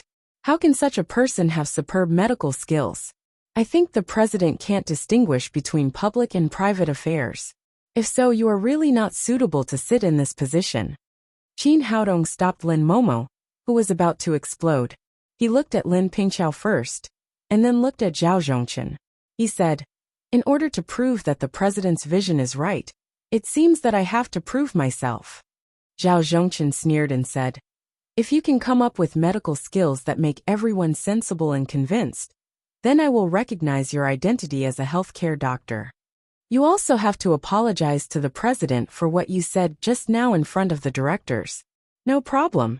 If you can't prove it, get out of Lin's group immediately. Zhao Zhongchen was full of confidence. He felt that even if his medical skills were excellent, he could not prove himself on the spot in such a place. Well, it's a deal. Qin Haodong said to him. You spent the night with your lover, didn't you? Zhao Zhongchen was not prepared for this question at all. His heart suddenly jumped and he asked reflexively, Boy, did you follow me? A billionaire like him usually kept several lovers outside, but he was afraid that his wife would know, so he was very sensitive to Qin Haodong's question. I don't have such a special hobby, Qin Haodong said with a smile. You are out of breath. Your face is pale. Your eyes are blue, and you are weak. It seems that you took at least 2 small blue pills last night. What do you think? Am I right? Zhao Zhongchen was secretly surprised. He didn't know why Qin Haodong knew so clearly. He cried, "Boy, why do you say this? Now I want you to prove your medical skills, not let you talk nonsense." "I'm trying to prove my medical skills. Am I wrong?" "No, it's not right at all. I stayed at home last night." Zhao Zhongchen denied it. Of course, he would not admit that Qin Haodong had poked his privacy. "Since you are lying with your eyes wide open, I will take out something that everyone can see." Qin Haodong's eyes suddenly became cold. He stepped in front of Zhao Zhongchen. Before Zhao Zhongchen could react, Qin Haodong kicked him in the calf.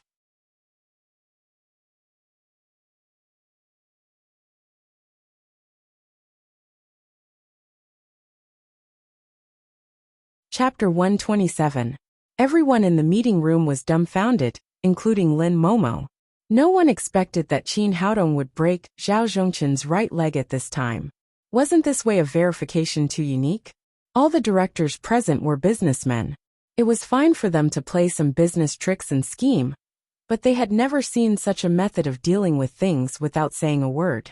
Lin Pingqiao was slightly stunned, and then a glimmer of joy flashed in his eyes. He shouted, "Security, security, get this murderer out, no, send him to the police station." Hearing the shout, for security guards ran in the door, and the leader asked, "President, what's the matter?" Lin Momo waved her hand and said, "Nothing, you go out first." The current security captain was Saber, and these people were trained by her. Naturally, they would obey Lin Momo's orders 100%. After hearing her words, they went out directly and closed the door of the meeting room. Lin Pingqiao's face darkened, and he asked in a cold voice, "Lin Momo, what do you mean? Qin Haodong broke the director's leg, didn't you see?" Qin Haodong smiled and said, "Don't worry. You want me to prove my medical skills. Now I will prove it to you." After that, he grabbed Zhao Zhongchen's right leg in front of his terrified eyes and pushed it with a little force with both hands. With a click, Zhao Zhongchen's broken calf was reconnected, and Zhao Zhongchen's miserable howl stopped abruptly. After doing all this, he patted Zhao Zhongchen on the shoulder and said, "Little Zhao, your leg has returned to normal now. As long as you don't carry cement and sand for a week, there will be no problem." He did this to prove his medical skills, and also to punish the old thing a little. He would not be polite to those who dared to trouble his woman.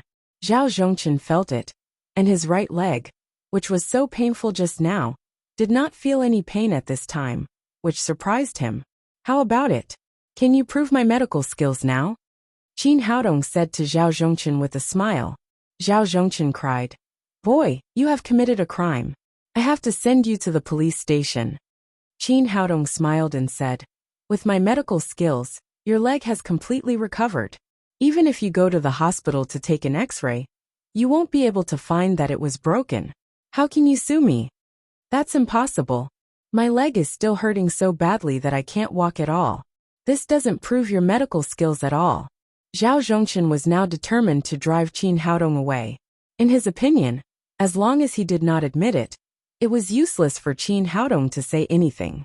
Qin Haodong sneered, grabbed the fruit knife on the plate, and said with a murderous look, "Since this can't prove it, then try my suture skills."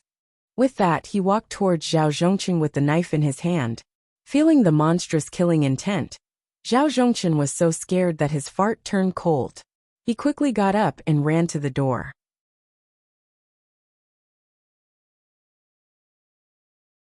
"Somebody help, I'm going to kill someone." But when he stumbled to the door, there was no movement behind him. He looked back and saw Qin Haodong standing there with a smile on his face. "Everyone, you have seen my medical skills. After the broken leg was connected, I can walk as before. Can it prove my medical skills?" After Qin Haodong said that, the directors present recovered from the shock. They couldn't help but admire him. They had never seen such magical medical skills. They saw Zhao Zhongchen's leg just now. It had become a V shape. They didn't expect that the young man in front of them could connect it easily, and he just ran as fast as a rabbit. "Magic doctor. What a magic doctor. I have lived for so many years, But I have never seen such magical medical skills. It's amazing. It's a waste of talent for such superb medical skills to be a healthcare doctor in our group. Magic doctor. My arm was injured a few years ago. I don't dare to use it now. Can you help me? A middle-aged director wearing glasses came to Qin Haodong and said, "That's easy. It's a matter of minutes." Qin Haodong said as he pulled the sensible injured arm and gently massaged it a few times. Then he said, "Well, your arm has healed." Really? The director still couldn't believe it. He waved his arm a few times and it was so vigorous that he immediately shouted, "It's really cured. My arm doesn't hurt at all, and it's full of strength. Dr. Qin is really a miraculous doctor. Magic doctor, please help me. My stomach is a little uncomfortable. Magic doctor, my kidney is a little weak. Can you help me take care of it? Can you guarantee that I can do it 3 times a night? Magic doctor, my hair is going to fall out. Can you let me grow it back?" All the directors present were rich, but it was hard to find a good doctor. Now after seeing Qin Haodong's magical medical skills, they immediately surrounded him in the middle and went forward to ask for medical treatment. Zhao Zhongchen got up from the ground and looked embarrassed. Now without him saying anything, everyone had completely believed in Qin Haodong's medical skills. Lin Pingchao's face was gloomy. He originally wanted to reduce Lin Momo's prestige in the board of directors by driving Qin Haodong away. Now it not only failed but also had the opposite effect. He looked at Lin Jigao next to him. Lin Jigao understood and shouted to the noisy directors, "Directors, we are holding a board meeting. Please go back to your seats." Hearing the shout, the directors reluctantly returned to their seats, but they all left Qin Haodong's contact information and said that they would find him for treatment after the meeting. At this time, Zhao Zhongchen also returned to his seat, but he was much more embarrassed than he had been just now. Lin Pingchao looked at him and said, "Director Zhao, have you forgotten what today's topic is?"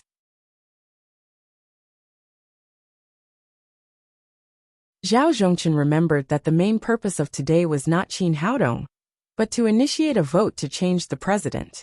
He tidied up his messy clothes, cleared his throat and said, "As a director of the group, I think what the current president Lin Momo has done is not in line with the interests of everyone, and has brought great losses to Lin's group. So I suggest that you initiate a vote to change the president." As soon as his voice fell, a director immediately retorted, "Director Zhao, I don't understand what you mean. Since the president took charge of Lin's group, the profits of the group have doubled in the past 3 years. How can it not be in line with the interests of everyone? And how can it bring losses to Lin's group?" Lin Momo had been in charge of Lin's group for so many years. Naturally, she had her loyal supporters, and this director was one of them. "Director Zhao, since I have been the president of Lin's group, I dare not say that I have made great contributions, but I have definitely helped the directors here to make a lot of money. I don't know what you mean by this. Is it not in line with the interests of the group, just because I removed your son from the position of vice president?" After Lin Momo and the director finished talking, the others present nodded. They were all businessmen, and the most important thing was interests. Lin Momo did help them make a lot of money over the years, which was very recognized by everyone. At the same time, they also knew that Lin Momo removed Zhao Hongmao from the position of vice president. So in their view, Zhao Zhongchen was taking revenge in public. At this time, Zhao Zhongchen had calmed down from the panic just now. He sneered and said, "I'm an old man who can't distinguish between public and private affairs. I have my reasons for saying so today." Lin Momo had a bad feeling, but she still said, "Then I don't understand. Let's talk about my recent performance. The raw gemstone exhibition that our Lin's group is holding has achieved unprecedented good results, and the sales have refreshed the performance record since the establishment of Lin's group. Yesterday, I went to Wufeng County and finalized a piece of land that our Lin's group likes, and immediately built the group's jade industrial base. I think this is all my performance. If someone else was the president, it would be impossible to do so perfectly." After she finished speaking, many of the directors present began to applaud. Obviously, they very much agreed with Lin Momo's achievements. In particular, the ongoing raw gemstone exhibition, completely defeated the old rival Fang's group, which made the directors also feel proud. Zhao Zhongchen sneered. After the meeting quieted down, he said, "Because of what you have done, Lin's group has fallen into an irrecoverable situation." Lin Momo frowned and asked, "What do you mean?" "What do I mean?" "The Jade Gang in Myanmar has been very dissatisfied with our Lin's group recently. They have just issued a notice to the marketing department to stop all jade sales to Lin's group." Zhao Zhongchen seemed to have regained the initiative. He raised his voice and said, 80% of our Lin's group's industry is jade. If the Jade Gang stops the supply of raw gemstones to us, it will be a devastating blow. If you don't hold this raw gemstone exhibition, our inventory may be able to support for a while. But now the original accumulation of raw gemstones has been sold out by you. How can Lin's group continue to sell? Are we going to starve? After hearing his words, there was a commotion in the meeting room, and all the directors were not calm. This news was absolutely devastating to Lin's group. If the supply of raw stones from Burma to Lin's group was stopped, then Lin's group would really close down. Only Lin Jigao and Lin Pingchao sat there with a very calm expression. On the contrary, there was an imperceptible smile on their lips. At this time, Lin Momo already knew where Zhao Zhongchen's confidence in initiating the vote for the replacement of the president came from. It turned out that the problem was the Jade Gang in Myanmar, but this dilemma seemed to be really unsolvable. She asked with a sullen face, "Is this news accurate?" Zhao Zhongchen said affirmatively. "Of course it is accurate. The purchasing department has received an official notice from the Jade Gang in Myanmar. At the same time, I have also asked. The inventory of our Lin's group can only support for 3 months at most. After 3 months, we will close down." Lin Momo asked, "Why?" "We have been cooperating with the Jade Gang for many years and have always had a good relationship. Why did they stop the supply of raw gemstones to us? Did you explain the reason?" "The reason is that the reason why the Jade Gang terminated the cooperation with Lin's group is entirely because of you and Qin Haodong." Zhao Zhongchen looked more and more proud and continued, "Qin Haodong destroyed a big business of the Jade Gang a few days ago, causing them heavy losses. And the Jade Gang knew that Qin Haodong was an employee of our Lin's group and had a deep relationship with the current president, so they angrily stopped the supply of raw gemstones to us." Speaking of this, he turned to the other directors and said, "Zhou Tianhu, the leader of the Jade Gang, said that it is easy to restore the supply of raw gemstones to Lin's group. There are only 2 conditions. First, send Qin Haodong to the Jade Gang. Second, let Lin Momo give up the position of president. Otherwise the cooperation with Lin's group will be terminated forever."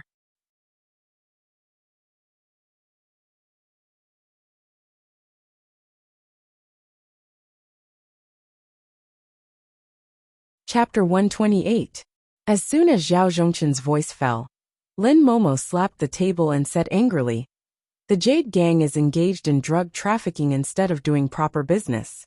Qin Haodong helps the police to solve the case, which is to eliminate evil for the people. How can we hand over such a person to the Jade Gang?" At this time, Zhao Zhongchen had no other scruples. He cried tit for tat, "Drug trafficking is the business of the Jade Gang. Solving the case is the business of the police. What does it have to do with Qin Haodong? Now he is in the limelight with the police, but it is our Lin's group that suffers." Speaking of this, he turned to the directors behind him and shouted, "Now because of Qin Haodong, the interests of our whole group have been affected. Do you think we should hand him over to the Jade Gang? Should we let Lin Momo give up the position of president?" In his expectations, all the directors should be filled with righteous indignation about this matter. As long as he stood up and shouted, everyone would respond. Who knew that after he shouted for a long time, the audience was still silent, and not a single person echoed him. Zhao Zhongchen didn't expect this result. He was embarrassed. At the same time, he didn't understand what was wrong with these directors. In fact, sensible people had sensible ideas. Although the current situation was very unfavorable for Lin's group, after all, the Lin family and Zhao Zhongchen were the major shareholders. They should be anxious. Although these directors also had shares in their hands, They were just awed by Qin Haodong's medical skills. Later they would ask for medical treatment. How could they stand up and oppose openly now? Lin Pingqiao secretly scolded Zhao Zhongchen for being an idiot. It was clear that these people would ask Qin Haodong for help later. Now it was enough to incite them to oppose Lin Momo. Why did they bring Qin Haodong with them? They had no brains. At this time, Qin Haodong stood up again and walked to Zhao Zhongchen with a smile. What are you going to do? Don't come over. I tell you that it's illegal to hit people. If you dare to touch me again, I will call the police immediately. Zhao Zhongchen was now very afraid of Qin Haodong. Although he spoke in a tough tone, he kept stepping back, and his legs began to tremble slightly. Other directors also locked their eyes on the hot-tempered young man. Qin Haodong's fierce appearance just now left a deep impression on them. They didn't know if he would break Zhao Zhongchen's legs this time. Don't worry, we are all civilized people. I won't hurt you. Qin Haodong still had a bright smile on his face, but as soon as he finished speaking, he raised his hand and slapped Zhao Hongmao to the ground. Zhao Hongmao was completely dumbfounded. Since he was taught a lesson last time, he was now completely afraid of Qin Haodong.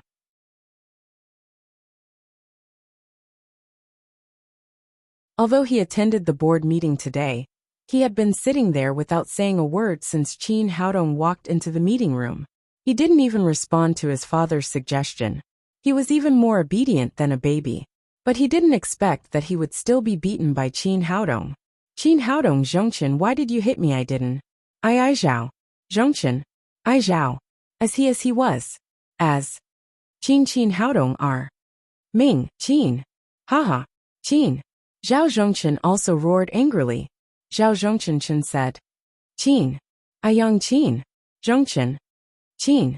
Gang Qin Yang of. I to say. As. Shan. Qin Gang. Qin. Is it your business to beat your son? The smile on Qin Haodong's face suddenly disappeared. He shouted in a stern voice. The Burmese transported drugs to Huaxia and poisoned all of us. They are our compatriots. Do you think it's none of my business? If drugs are allowed to spread, it may be your son, or my son, or the son of any director here. As a Huaxia man, shouldn't I stand up to stop this kind of dirty business, which is harmful to the country and the people? Who dares to say that I, Qin Haodong, am wrong? Zhao Zhongchen was suddenly speechless. Qin Haodong's counterattack was strange, but it hit his sore spot, which made him suffer in silence. Qin Haodong's words were righteous and reasonable.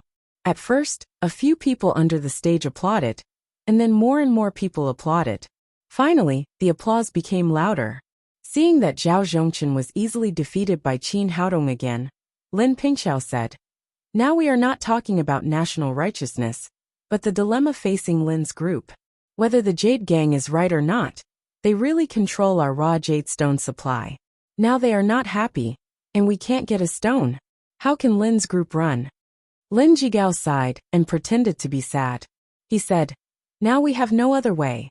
We can only do what the Jade Gang said. Even if we don't hand Qin Haodong over to Burma, we must let him leave Lin's group. Otherwise, we have no room for negotiation. At the same time, Momo can't continue to sit in the position of president. We must replace her. Although Momo has done a good job in recent years, there is no other way.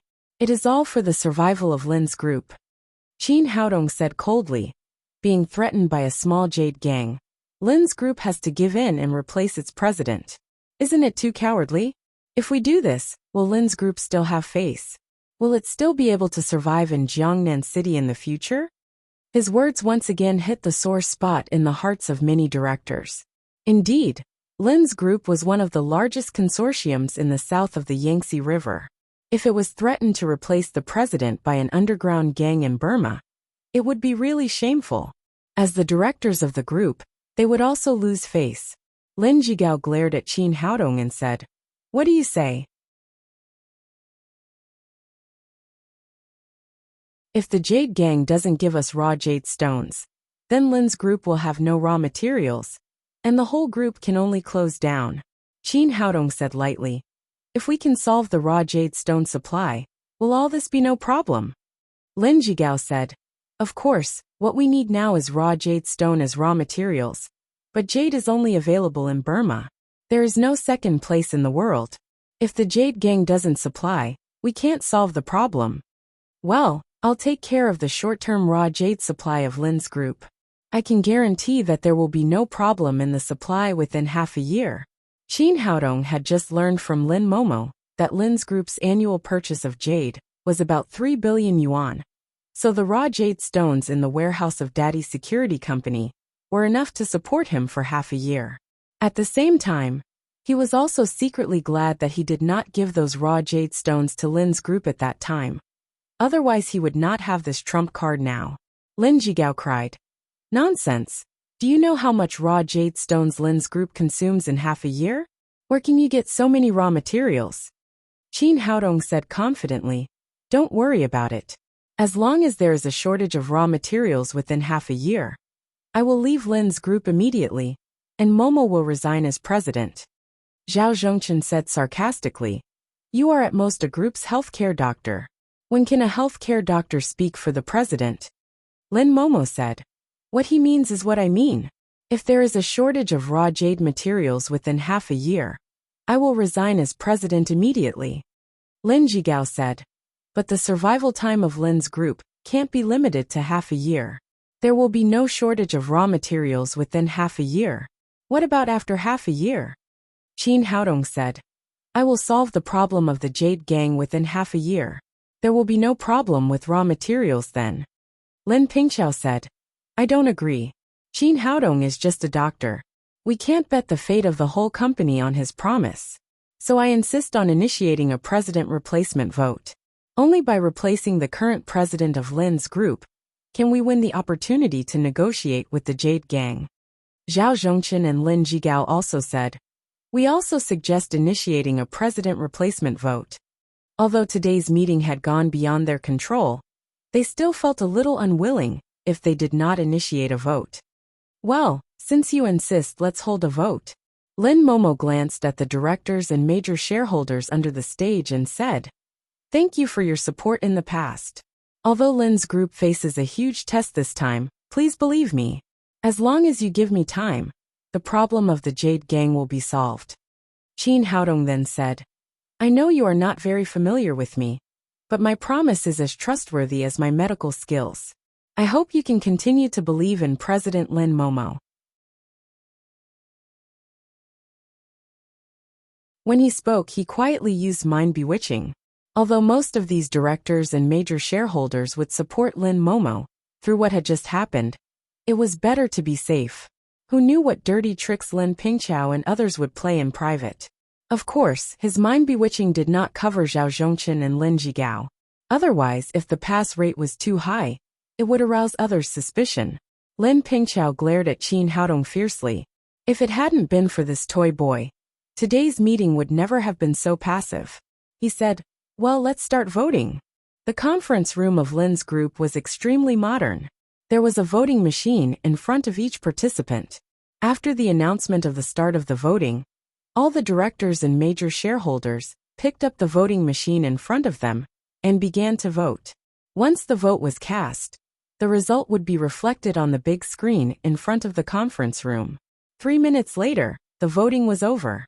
Lin Pingqiao looked at the result on the big screen.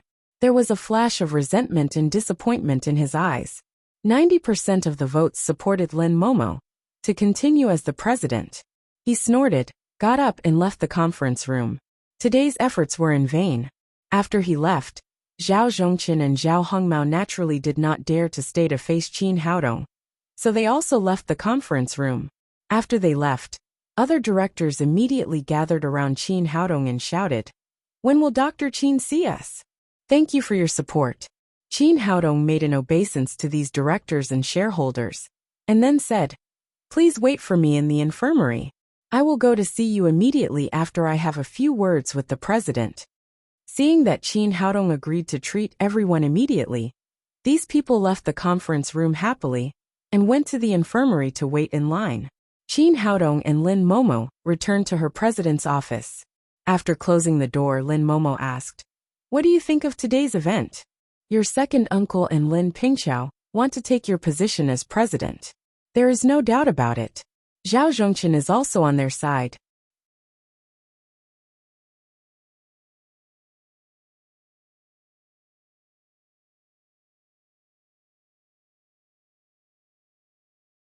Chapter 129. Qin Haodong said, I don't think the Jade Gang's sudden attack this time is simple. Although they hate my guts, they will never hate money. As you said, the Jade Gang is very important to Lin's group, but Lin's group is also a big customer of the Jade Gang. Zhou Tianhu, the gang leader, is definitely not an idiot. Normally, he should not make such a hasty decision. Lin Momo nodded. She also agreed with Qin Haodong's statement and said, but now it has happened. The Jade Gang has indeed terminated the cooperation with Lin's group. Zhao Zhongchen would not dare to lie about such a big event, even if he had the courage. I think there is a mole in Lin's group. They must have secretly reached an agreement with the Jade Gang. The purpose is to push you down from the position of president. Lin Momo was shocked and cried. Do you mean my second uncle colluded with the Jade Gang? I don't think it's possible. Nothing is impossible. In the eyes of some people, as long as there is money, as long as it is for interests, they can sell anything. Moreover, they are very dissatisfied with you sitting in the position of president. But the person who colluded with the Jade Gang may be your second uncle's family, or Zhao Zhongchen and his son. After all, you took Zhao Hongmao down from the position of vice president. It is normal for them to retaliate against you. Qin Haodong patted her on the shoulder and comforted her. Don't think so much. We're just guessing now. Maybe it is just a coincidence, but it is necessary to do some preparation. Then he called, Qianqian, come out for a minute. Yes, boss. A black shadow suddenly appeared in the room. It was Yao Qianqian, who was sent by Qin Haodong to protect Lin Momo. The task of daytime protection will be handed over to the divine mercenaries. You are responsible for following Lin Pingqiao. If he has any abnormal reaction, tell me immediately. Got it, boss. I'll go now. Then Yao Qianqian disappeared from the room again. It could be seen that the hiding skills she had learned from the crazy Taoist were really superb. Looking at Qin Haodong, who arranged everything for her, Lin Momo felt a great sense of happiness. Without this man, she really didn't know how to face those aggressive shareholders today, and how to deal with the aggressive Zhao Zhongchen and Lin Zhigao. Over the years she had struggled alone. At this moment, she felt physically and mentally exhausted. She couldn't help throwing herself into Qin Haodong's arms and pressing her cheek tightly against his chest. Thank you, Haodong, Lin Momo whispered in Qin Haodong's ear. What are you thanking me for? You're my woman, Tang Tang's mother. It's my duty to protect you. At this moment, in Lin Momo's heart, there was no safer place in the world than Qin Haodong's embrace. After a while, she raised her head and kissed Qin Haodong's cheek. Then she left his arms and said, Haodong, are you sure those jades can last for half a year?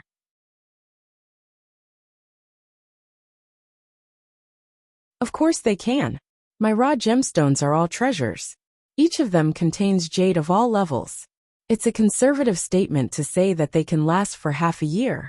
With the 3-month stock of Lin's group, there should be no problem to support them for a year. That's good. Otherwise, if the raw jade gemstones are really out of stock, it will be a devastating blow to a group. Lin Momo breathed a sigh of relief. She secretly felt lucky that Qin Haodong had stored so many raw jade gemstones. Otherwise it would be really difficult to solve now.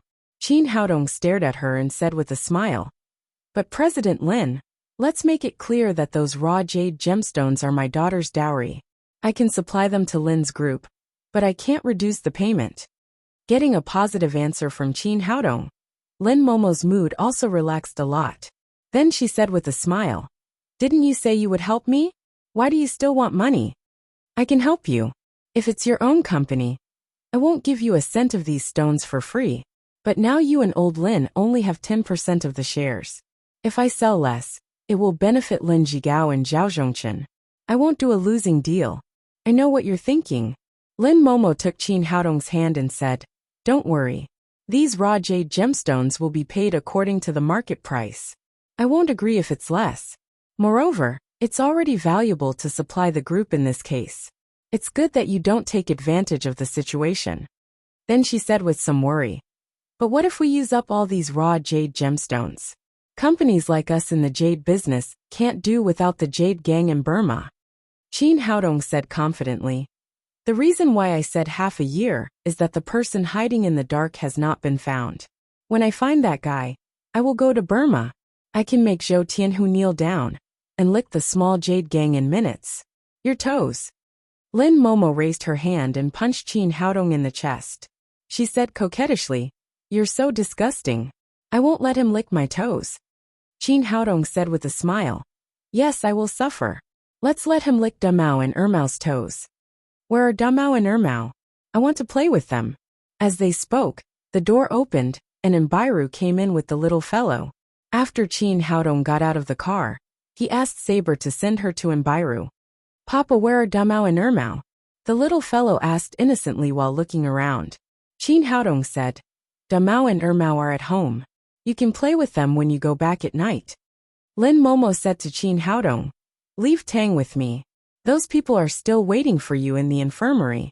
Today it was all thanks to your medical skills that you helped a lot.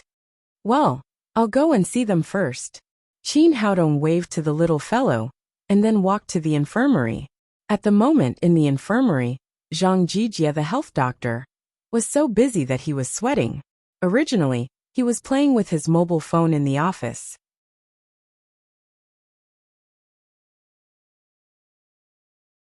He didn't expect that the leaders of the group would come to the infirmary one after another, which made him quite nervous. He quickly poured water and took a cigarette, and waited carefully.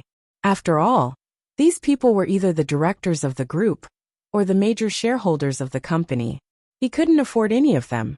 Fortunately, these people were waiting for Chin Haodong, and didn't make trouble for him. As Zhang Jijie suffered in pain, time passed minute by minute. Suddenly, the door opened and Chin Haodong came in from the outside. After entering the room, he frowned when he saw the room full of people. He waved his hand and said, Go out and line up one by one. Seeing that Chin Haodong talked to the directors so rudely, Zhang Jijie was scared and quickly whispered in his ear, Brother, they are not ordinary patients. They are all directors or major shareholders of the group. Don't offend them. Chin Haodong said with a smile, It's okay. It's okay. They are just patients who come to see a doctor. It's no big deal. Well, brother, you don't know. What else did Zhang Jijie want to say? However, these directors, who were usually arrogant, didn't show any dissatisfaction.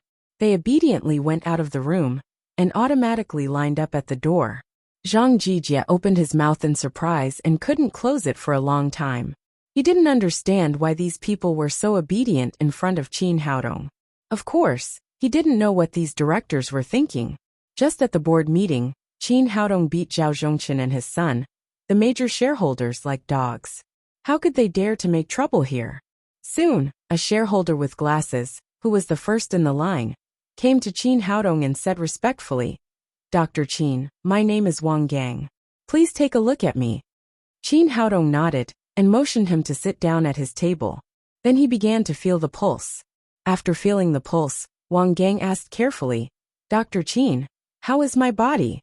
Recently, I always feel weak in my limbs and the world is spinning. At that time, I was also a little weak. You are in your 50s this year, right? Chin Haodong asked. Exactly 55, Wang Gang said. At this age, you still take small blue pills as a meal. Aren't you looking for death? After a period of time, the kidneys will die. At that time, it will not be a problem of weak limbs. Wang Gang was shocked at first, and then he said with embarrassment, Dr. Chin, I know what you said is reasonable, but I just married a model in her 20s. If I don't take medicine, I really can't.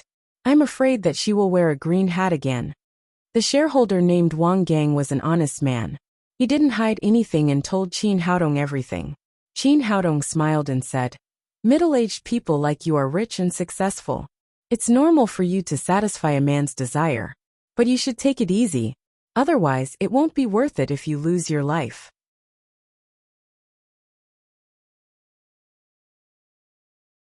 Dr. Chin, you are a magic doctor. Can you help me find a way? As long as you can help me get better, you can ask me how much money you need. Wang Gang said with a pleading face. For successful people of his age, money was just a pile of numbers, far less important than health. Lie down, I'll help you treat it, at least for a short time.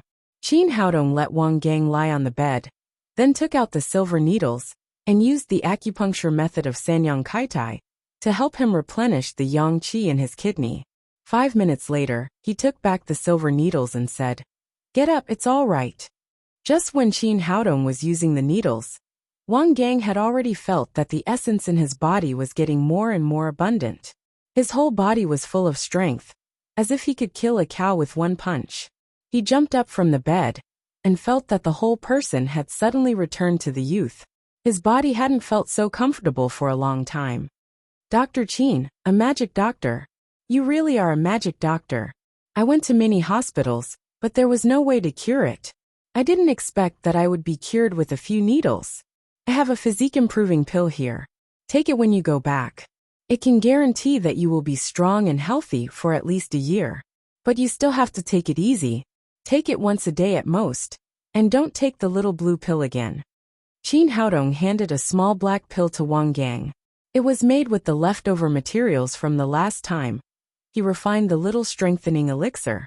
Although its efficacy was less than 1% of that of the little strengthening elixir, it was enough for ordinary people. Hearing that Qin Haodong could take it once a day, Wang Gang was immediately overjoyed. In his current physical state, he had to rely on taking medicine once every 10 days, or the second master would not give him face at all. "Dr. Qin, thank you. Thank you so much. There is 1 million in this card, and the password is 6/8. Please accept it." Wang Gang put a bank card in front of Qin Haodong and thanked him profusely. He dared not offend such a great magic doctor. After all, he was getting older and his body was getting worse.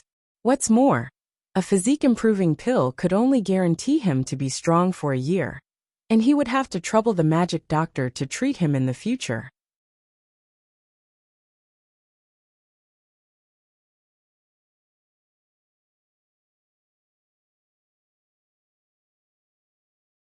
Chapter 130. Soon, the second shareholder walked into the infirmary. Rich people like them generally had chronic diseases and subhealth. These were diseases that Western medicine had no good way to cure. Otherwise they would have been cured. These diseases were simple for Qin Haodong. After regulating the meridians with silver needles and taking a physique-improving pill, he would immediately become vigorous. Although there were more than 30 patients in total, Qin Haodong had basically finished the treatment when it was almost time to get off work. At the same time, there was a thick stack of bank cards on his desk. At this time the last patient came in. He was in his 40s and was a shareholder of the company, Xiaopeng. After the treatment, Xiaopeng said to Qin Haodong, "Dr. Qin, do you still have this physique-improving pill? My father is getting old, and I want to buy one for him." Qin Haodong had at least 100 low-level pills like this in his storage ring. He took out another one and handed it to Xiaopeng. He said, "I didn't expect you to be so filial. Take it." "Thank you, Dr. Qin. There is 1 million in this card. Please accept it." Xiaopeng put a bank card on Qin Haodong's desk, and then left the infirmary with 2 pills. Qin Haodong put the stack of bank cards on the table into his pocket under Zhang Jiji's envious eyes. Then he returned to the president's office and took the little fellow home with Lin Momo. In the group building, Xiaopeng returned to his office and took out one of the 2 physique-improving pills in his hand and put it into his mouth. Although it was a low-level pill, Qin Haodong's refining method was special. He directly extracted all the essence of the medicinal materials, so it melted in his mouth. Soon, Xiaopeng felt that his exhausted body was full of strength. The whole person seemed to be 10 years younger. Even the second leader felt energetic and ready to move. "Good stuff. It's really good stuff." Xiaopeng looked happy and took the remaining physique-improving pill to the next room. In the room, Zhao Zhongchen was pacing back and forth. When he saw Xiaopeng, he immediately asked expectantly, "How is it? Did Qin Haodong give you any pills?" "Second uncle, I've got it," Xiaopeng said and sent the pill in his hand to Zhao Zhongchen. "Second uncle, I took 2 pills in total. I have already taken one to test the effect. This one is for you. How is it? Is it effective?" Zhao Zhongchen asked. Second uncle, Qin Haodong really has some skills. I've never seen such a good doctor. Those who have seen me before all said that he is good. I just tried it. It only took him a few minutes to cure my cervical spondylosis.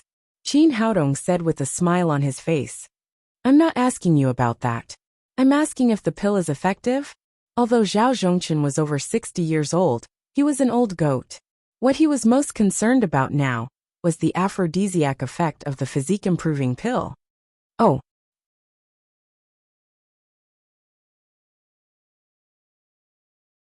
Zhao Ping immediately understood and said, It's good. I just ate it. Although I haven't had sex yet, I can feel that it's definitely good. That's great. That's great. Zhao Zhongchen hurriedly put the pill in his hand into his mouth. After a few minutes, he was much more energetic. He hurriedly left the office and rushed to his lover's home. It seemed that he was eager to regain his masculinity. The next morning, when Qin Haodong was about to send the little fellow to school with Lin Momo, he received a call from Nailin Wushuang. Haodong, have you come back from your hometown? Nailin Wushuang asked.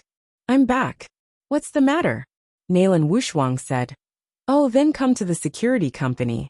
Now there are nearly 100 injured veterans waiting for your treatment. Qin Haodong was startled and asked in surprise. What? Why are there so many? Didn't I say that our security company is saturated, and we don't need to recruit more people? The security market in Jiangnan City was not so big. Nearly 100 security guards and Daddy Security Company had been saturated. Qin Haodong had already told Nailin Wushuang that there was no need to recruit more people. Nailin Wushuang said helplessly, I also know that we are saturated. I didn't recruit these people. Then how did they come? Qin Haodong asked strangely. The people in our security company are all retired soldiers. Everyone has a few good comrades when they were in the army. How could they not tell their comrades when they met a miracle-working doctor like you? So these people came here after hearing the news, and most of them came from thousands of miles away. There are people from all over Huaxia. Well, Qin Haodong hesitated for a moment and said, well, we can't drive them away when they come. Let's talk about whether to recruit them into our security company in the future. Let's cure their diseases first. Qin Haodong hung up the phone, said goodbye to Lin Momo, and drove straight to Daddy's security company. After entering the company, he saw nearly 100 people standing on the training ground in front of the company. Some were on crutches, some were in wheelchairs, and some were even lying on stretchers. These people were similar to Zhang Tinyu. They were all Huaxia Special Forces soldiers who retired because of injuries. Seeing Qin Haodong enter the door, Zhang Tinyu came over with a wheelchair and said, Boss, this is Xia Dongliang, my comrade in the army. His legs were disabled because he covered me. As long as you can cure his injuries, I, Zhang Tinyu, will repay you for the rest of my life. I will work for you in the security company for the rest of my life, and I won't take a penny. Yes, boss, this is also my best comrade.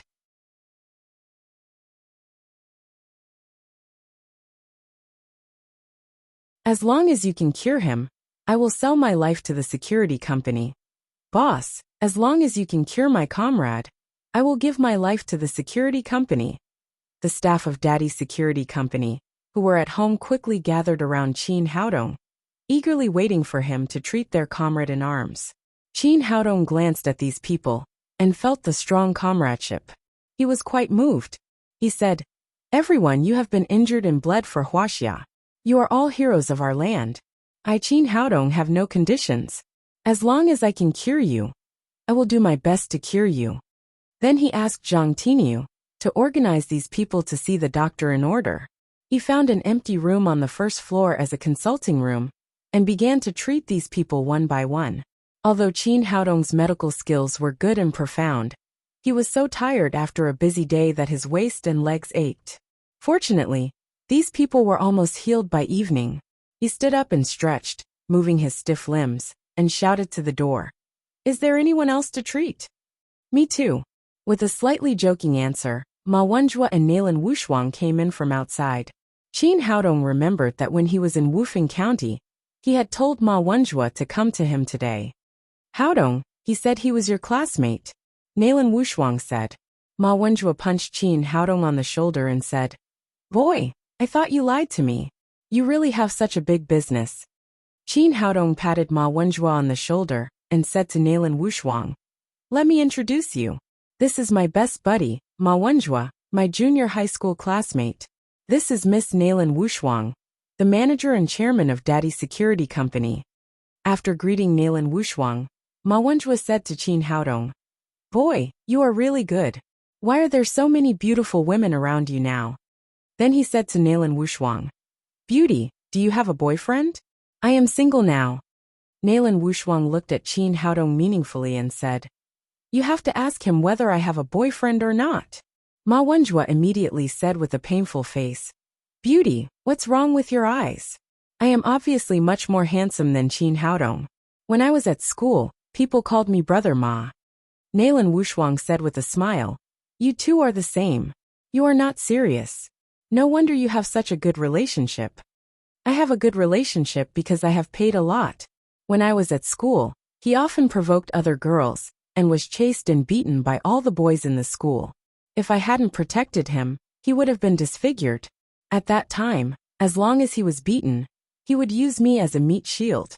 If I hadn't been stronger, I would have been beaten." Ma Wenjua looked at Qin Haodong again and asked with a strange face, "By the way, you were beaten at that time. But I didn't see you as powerful as you are now. You left with Magistrate Zhao in a hurry that day. I didn't have time to ask you how you beat the big black guy."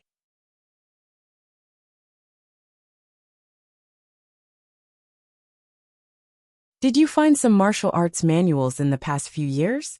Did you secretly practice the Sunflower Treasured Book? At the party that day, Qin Haodong beat the big black guy Kafu with one move.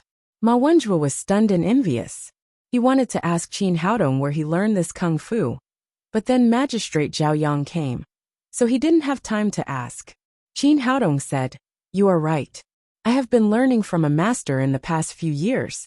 If you want to learn, I can teach you." Of course, he would not tell the secret of his reincarnation, so he could only find an imaginary master for himself. Ma Wenjua said quickly, "I want to learn, of course I want to learn. These years, I have been beaten by others. How can I learn some kung fu? In the future, I will be a hero to save the beauty. Come here. I will feel your pulse first to see if you are suitable for practicing martial arts." Qin Haodong said, and asked Ma Wenjua to sit down in front of the booth. "Do I need to feel my pulse? I am definitely a natural martial arts genius. As long as I learn for 3 or 5 years, I will be the first master in the world."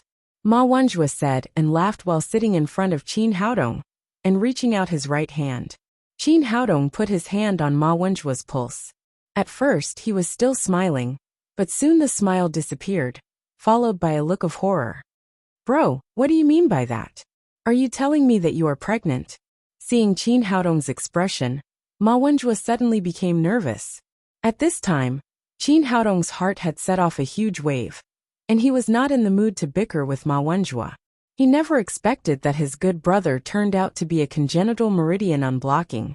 People with this kind of meridian were called holy bodies in the cultivation world. The meridians of ordinary people were closed, and only through acquired cultivation could they be opened. Cultivators called opening the meridians of the whole body as foundation establishment, which, as the name suggested, was to lay the foundation for future cultivation. But 90% of cultivators could not complete the foundation establishment in their lifetime. But congenital meridian unblocking could eliminate this hurdle.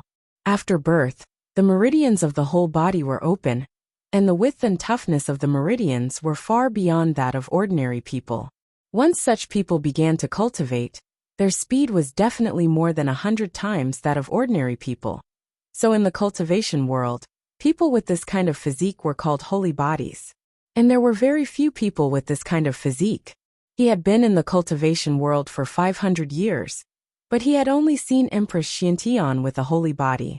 According to ancient records, there were many kinds of holy bodies, and it was not possible to determine which one Ma Wenjua belonged to by feeling his pulse. Thinking of this, Qin Haodong reached out to touch Ma Wenjua's body.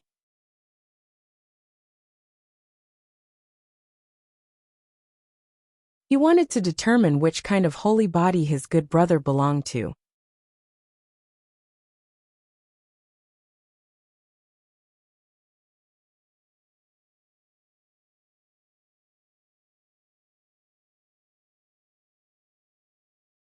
Chapter 131. Although Ma Wenjue wanted to resist, he was no match for Qin Haodong. Soon, he was touched all over his body. It's over. I've lost my virginity. Ma Wenjue screamed miserably. He turned around and cried to Nailan Wushuang with a sad face. Beauty, I'm innocent. Don't get me wrong. I have absolutely no improper relationship with this guy. I only like women, not men. Nailan Wushuang looked at the two of them and laughed. But she didn't know what Qin Haodong was going to do. Soon, Qin Haodong let go of Ma Wenjue, but his eyes were still staring at him. Kailan holy body. Ma Wenjue was so lucky that he not only had a holy body, which was rare in 1,000 years, but also the legendary Kailan holy body, ranked 8th in the top 10 holy bodies. Don't underestimate the Kailan holy body, just because it was ranked 8th, because the top 10 holy bodies were all legendary existences. Anyone who cultivated a holy body to the extreme could sweep a plane. Ma Wenjue seemed to be afraid of Qin Haodong. He took a few steps back and cried, Don't look at me like that. I'm telling you, we can only be brothers in this life. It's absolutely impossible for us to have a relationship beyond friendship. Do you think I care about you? Qin Haodong slowly recovered from the shock. Ma Wenjue had the Kailan holy body. He was only happy for his good brother, without any jealousy. What did you do just now? Ma Wenjue asked. I just checked your physique. I didn't expect you to be so lucky. It turned out to be the extremely rare Kailan holy body. What Kailan holy body? Isn't it awesome? Ma Wenjue was just an ordinary person now. He knew nothing about the Kailan holy body, but the name sounded very powerful. Qin Haodong said, It's not very awesome but quite awesome. Holy sh*t really? Ma Wenjue was surprised at first, and then laughed arrogantly. He patted Qin Haodong on the shoulder and said, Buddy, I told you that you're a martial arts genius. If you need anything in the future, just come to me. I'll protect you. Well, don't show off. I'll help you activate your physique first. Otherwise, you can't use the Kailan holy body at all. It's useless except for resistance. Okay. What should I do to activate my constitution? Ma Wenjue asked impatiently. This guy grew up watching martial arts movies. Now that he heard that he could become a master, he could no longer suppress the excitement in his heart. Take off your clothes and lie on the bed. Qin Haodong turned around and said to Nailan Wushuang, Wait for me outside.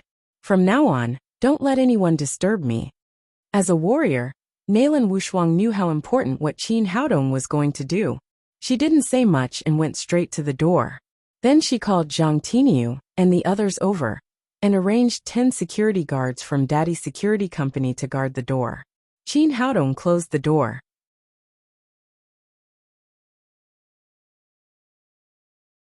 At this time, Ma Wenjue had taken off his shirt and trousers, leaving only his underwear.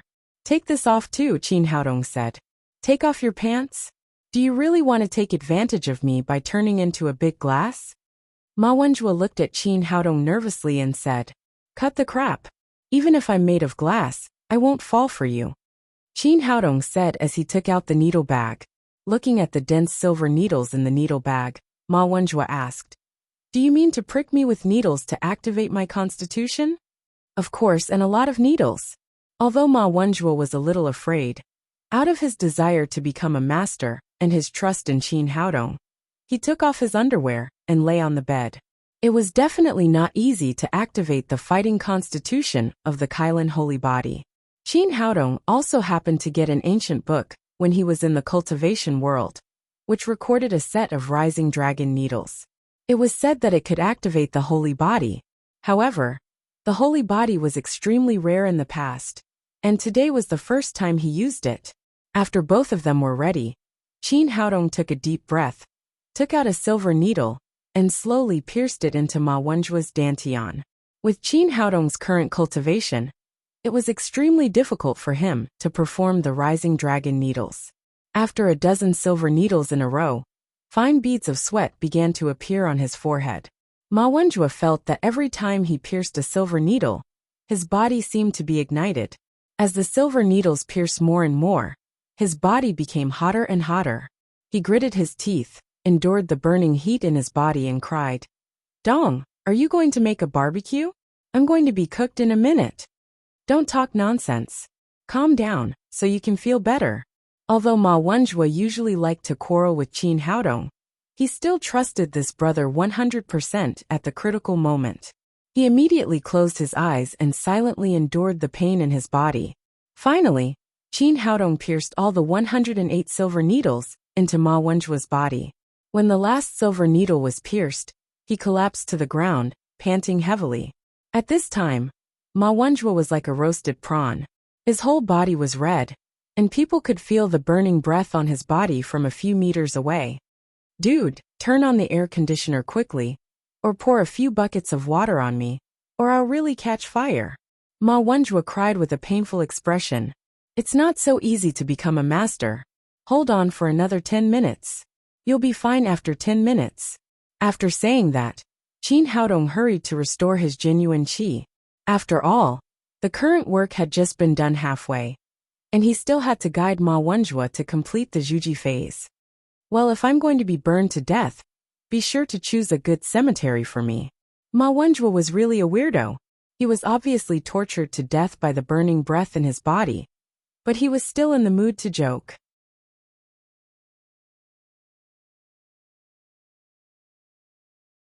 Time passed and finally 10 minutes passed. Qin Haodong jumped up from the ground and quickly removed all the silver needles from Ma Wenjue's body. Then he asked him to sit cross-legged, stretched out a palm to the Mingmen acupoint on his back, and injected the greenwood genuine qi into his dantian. "Follow my genuine qi with your mind. Don't be distracted, or all the previous efforts will be in vain."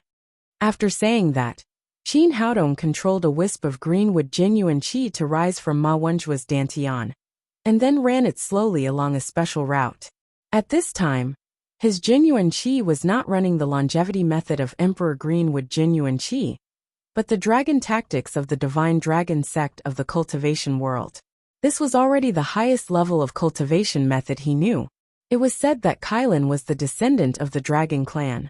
According to this principle, the dragon tactics should be suitable for Ma Wenjue's Kylin holy body. It turned out that Qin Haodong's speculation was correct.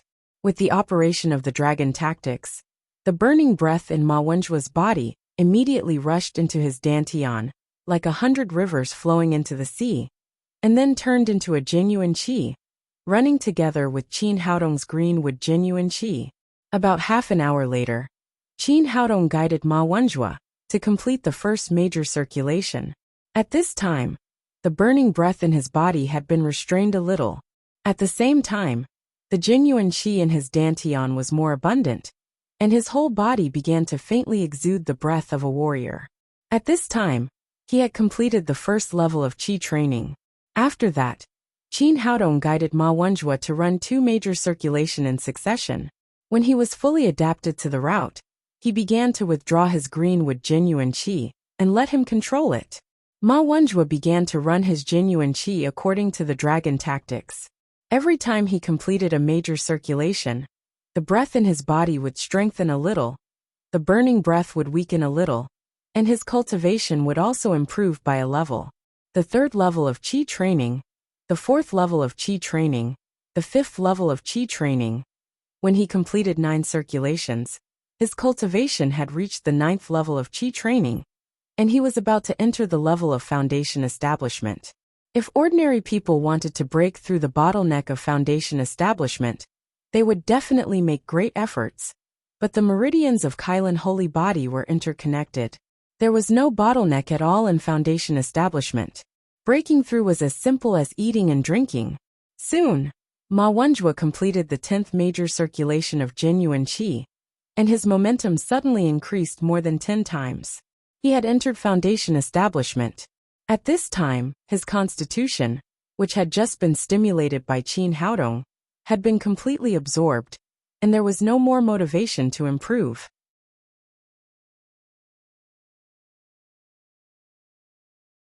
Even so, it was enough to make Qin Haodong envious. As a reborn person, he was still stuck in the bottleneck of foundation establishment and could not break through. Moreover, with Ma Wenzhua's Kailan holy body, his cultivation speed would be more than 10 times faster than that of ordinary people. It was absolutely a rocket-like speed. Moreover, with Qin Haodong's cultivation, he only activated 1% of Ma Wenzhua's Kailan constitution. If he really activated the whole constitution, it would be a heaven-defying existence. Ha ha ha, I'm also a master. Feeling the powerful genuine qi in his body, Ma Wenzhua was so excited that he jumped from the bed to the ground. But he was just an ordinary person before, and he couldn't control the powerful force in his body at this time. He used too much force, bounced up from the ground, and hit his head hard on the roof. With a bang, the guy's head was fine, but the bricks and stones on the roof flew everywhere, and the whole room shook. What the hell? Are you going to demolish the house? Qin Haodong hurriedly held Ma Wenzhua down. If he was tossed around by this guy again, the house would really collapse. Ma Wenzhua still couldn't hide his excitement and shouted excitedly, "Ha ha ha, I'm a master now, the #1 master in the world." Qin Haodong said disdainfully, "Bullshit. You're still far from being the #1 master in the world. You can't even control your own strength. You're not convinced, right? Then let's fight together. I'll beat you until you look for your teeth all over the ground." With such a powerful force all of a sudden, Ma Wenzhua was like a poor man who suddenly became rich. He was very eager to show off. "Let's go outside and show you how powerful I am." "Wait a minute, you." Before Qin Haodong finished speaking, he was interrupted by Ma Wenzhua. "What are you waiting for? I can't wait any longer. Come out and fight with me." After that, he opened the door and rushed to the training ground outside. When he arrived at the training ground, in addition to the 10 security guards of the Daddy Security Company at the door, the training ground was also full of people who were training, including those who had just been cured by Qin Haodong. They also ran out for recovery training. After Ma Wenzhua suddenly ran out, he immediately became the focus of the whole audience. Everyone stopped what they were doing and looked at him with dull eyes. "Ha ha ha, why are you all looking at me like this? Do you also know that I'm already the #1 master in the world?" Seeing so many people staring at him, Ma Wenzhua felt proud. At this time, Qin Haodong also followed him out of the door and shouted to him, "#1 master, you haven't put on your clothes yet." Ah! At this time, a cold wind came, and Ma Wenzhua felt cold all over his body. Only then did he realize that he was naked when he activated his body. He was so excited just now that he forgot to put on his clothes.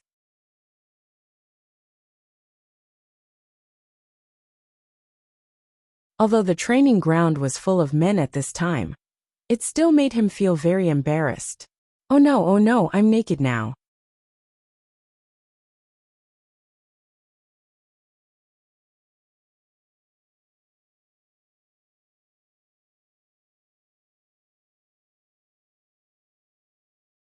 Chapter 132.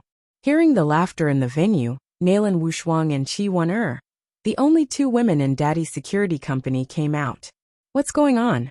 What's everyone laughing at?" Nailan Wushuang asked Qin Haodong. "Nothing.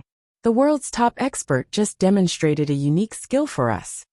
Qin Haodong laughed. "Who's the top expert? Where is he?" Qi Wan asked in confusion. Qin Haodong looked back in the direction of the room and said with a smile, "He has gone back to the room. Maybe he just practiced a unique skill and hurt his vitality."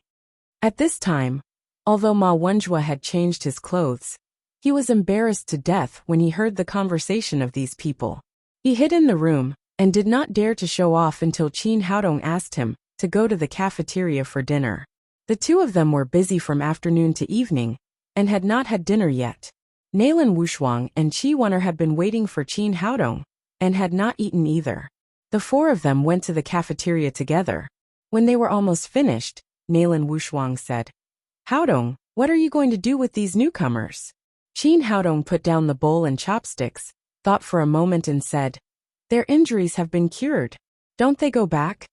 Nailan Wushuang shook her head and said, "I've already asked. Everyone wants to stay and work for you. On the one hand, these people are good men who know how to repay kindness and want to repay your kindness. On the other hand, although they are skilled, they have honed their skills on the battlefield. If they go home, they will have no place to use their skills. Staying in the security company can give them a chance to show their talents. Moreover, our security company has the best treatment. After going out, they can't find such a good job again. Qin Haodong frowned and said, "But at present our manpower is saturated. If we recruit more people, we can only be idle. After all, the market in Jiangnan is so big, and there are only so many rich people who can afford bodyguards." He was really in a dilemma. It was okay to let these people go back. After all, he had treated their injuries for free, and there was no obligation to arrange work for them. But Qin Haodong considered that these wounded people were once warriors of Huaxia and had made contributions to the country. He really couldn't bear to let them go back. It seemed that Nalan Wushuang saw through Qin Haodong's mind and said, "Haodong, have you ever thought about making the security company stronger and bigger in the future and going out of Jiangnan City?" Out of Jiangnan City, Qin Haodong was slightly stunned. He really hadn't thought about this problem.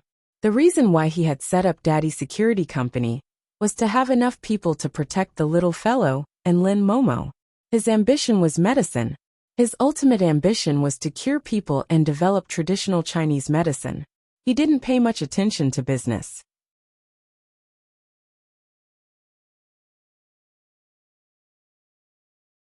Yes, if we make Daddy Security Company bigger and go out of Jiangnan City, then these people can be arranged. Nalan Wushuang said, "In fact, this method is completely feasible. After a period of time, there will definitely be other wounded people coming to us one after another. We don't have to worry about manpower at all." Qin Haodong thought for a moment and said, "That's a good idea. We can open a branch office in another city so that we can settle the staff. But where should we go?" Ma Wenjue said, "If we want to do it, let's do it big. Let's go to the capital. The stage there is bigger and more suitable for us brothers to do business." Shi Weiner said, "I grew up in the capital. If I go to the capital to develop the branch of the Daddy Security Company, it is not suitable for the time being." "Why do you say that?" Qin Haodong asked. "Because the water in the capital is too deep. All the big forces are controlled by the aristocratic families. If there is no aristocratic family as the foundation, it will be difficult to develop.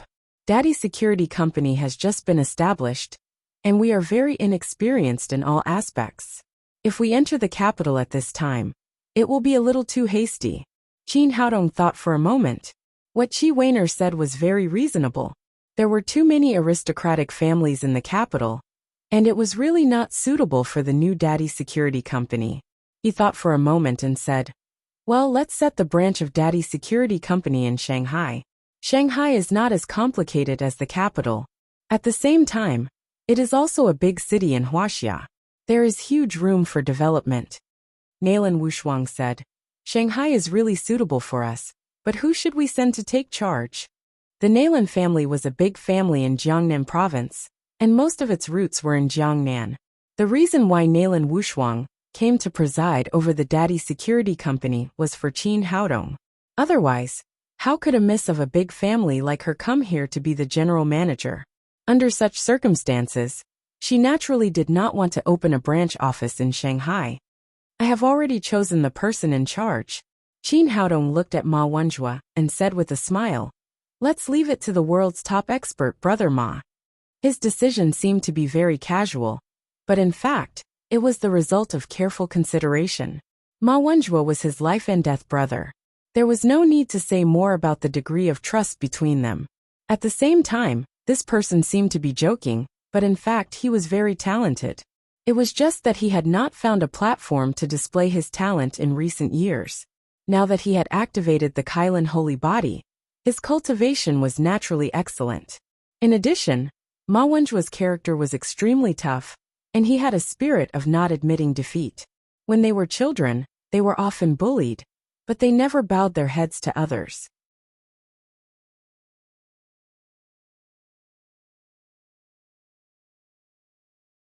For example, the activation of the holy body just now was definitely a process of torture like purgatory.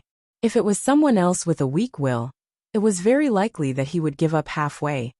But he endured it without saying a word. Nalan Wushuang and Qi Weiner naturally had no objection to Qin Haodong's decision.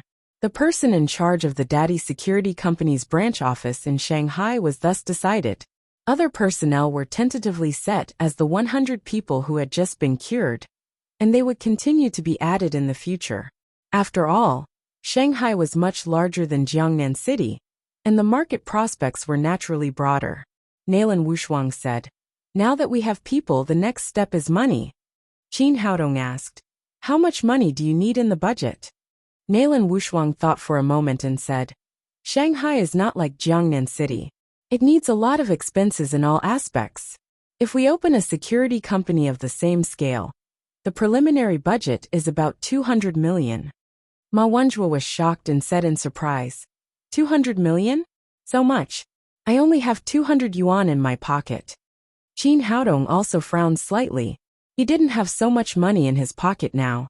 Originally, he had 30 million from selling the Xuande sensor, but he spent 3 or 4 million on a trip back to Wufeng County.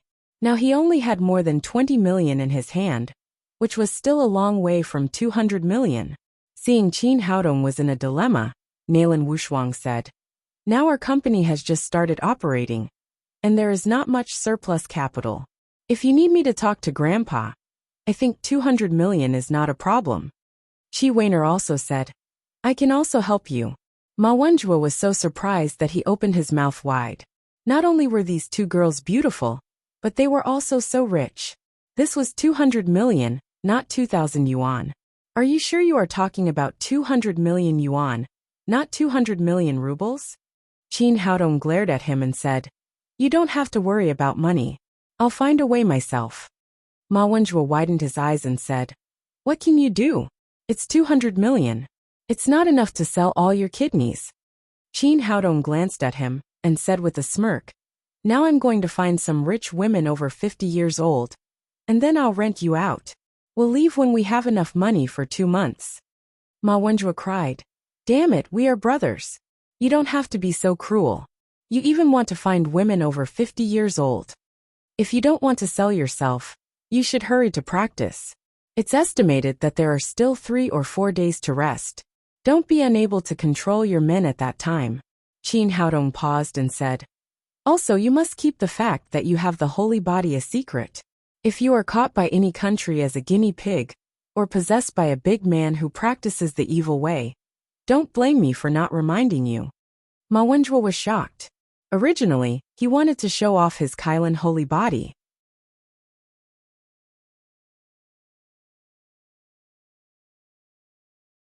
Hearing this, he immediately dispelled the idea. Qin Haodong did not go back to Lin's villa that night. Instead, he stayed in the security company. He took out the medicinal materials in the storage ring and began to refine the marrow cleansing pill. He wanted to use these days to promote all his men to warriors. In the past, people like Chun Fugui and Zhang Tinyu could compete with obvious strength warriors, but in the long run, there was little room for improvement.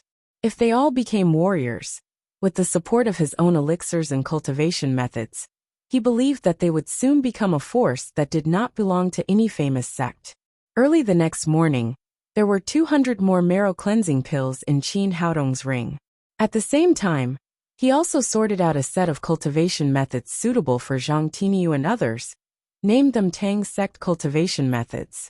He gave the marrow cleansing pills and cultivation methods to Nalan Wushuang, and asked her to distribute them to the people in the company. Then he drove to Lin's group to work. After entering the company building, Qin Haodong walked to the infirmary. As soon as he walked to the door, he saw that the door was already full of people. They were all the directors and shareholders who had seen him yesterday. After seeing Qin Haodong, these people immediately shouted, "Dr. Qin is here! Dr. Qin is here!" Seeing these people waiting for him, he asked, "What's the matter, everyone? Didn't you get better yesterday?" Well, Dr. Qin, we are all very good now." The one who spoke was Wang Gang, the first healer from yesterday. As he spoke, he raised his hand and punched his chest twice to show how strong he was. "What are you doing here?" Qin Haodong asked. Wang Gang said, "Dr. Qin, your physique improving pill is really a good thing. Those of us who have used it all say it is good. We come here to see if you still have it.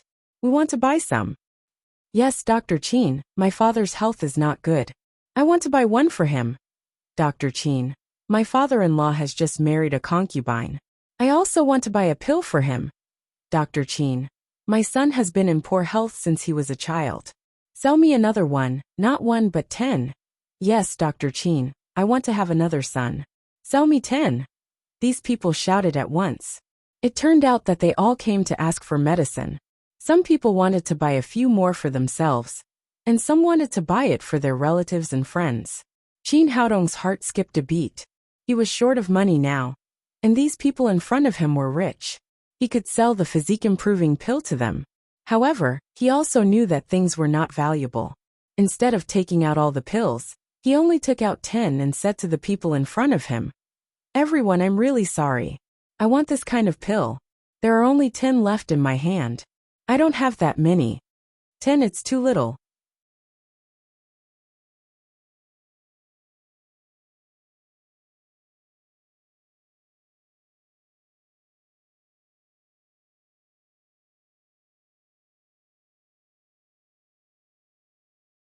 It's not enough at all. Dr. Chin, I'm the first one here. Sell them all to me. How can we do that? There are so many people. I'm willing to pay more. Buy them to me.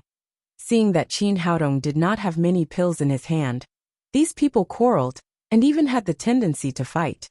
You're tuning in to the Li Mei's Sword of Destiny YouTube channel. We're so grateful for your support. And don't forget to subscribe to join us on this incredible journey through captivating stories.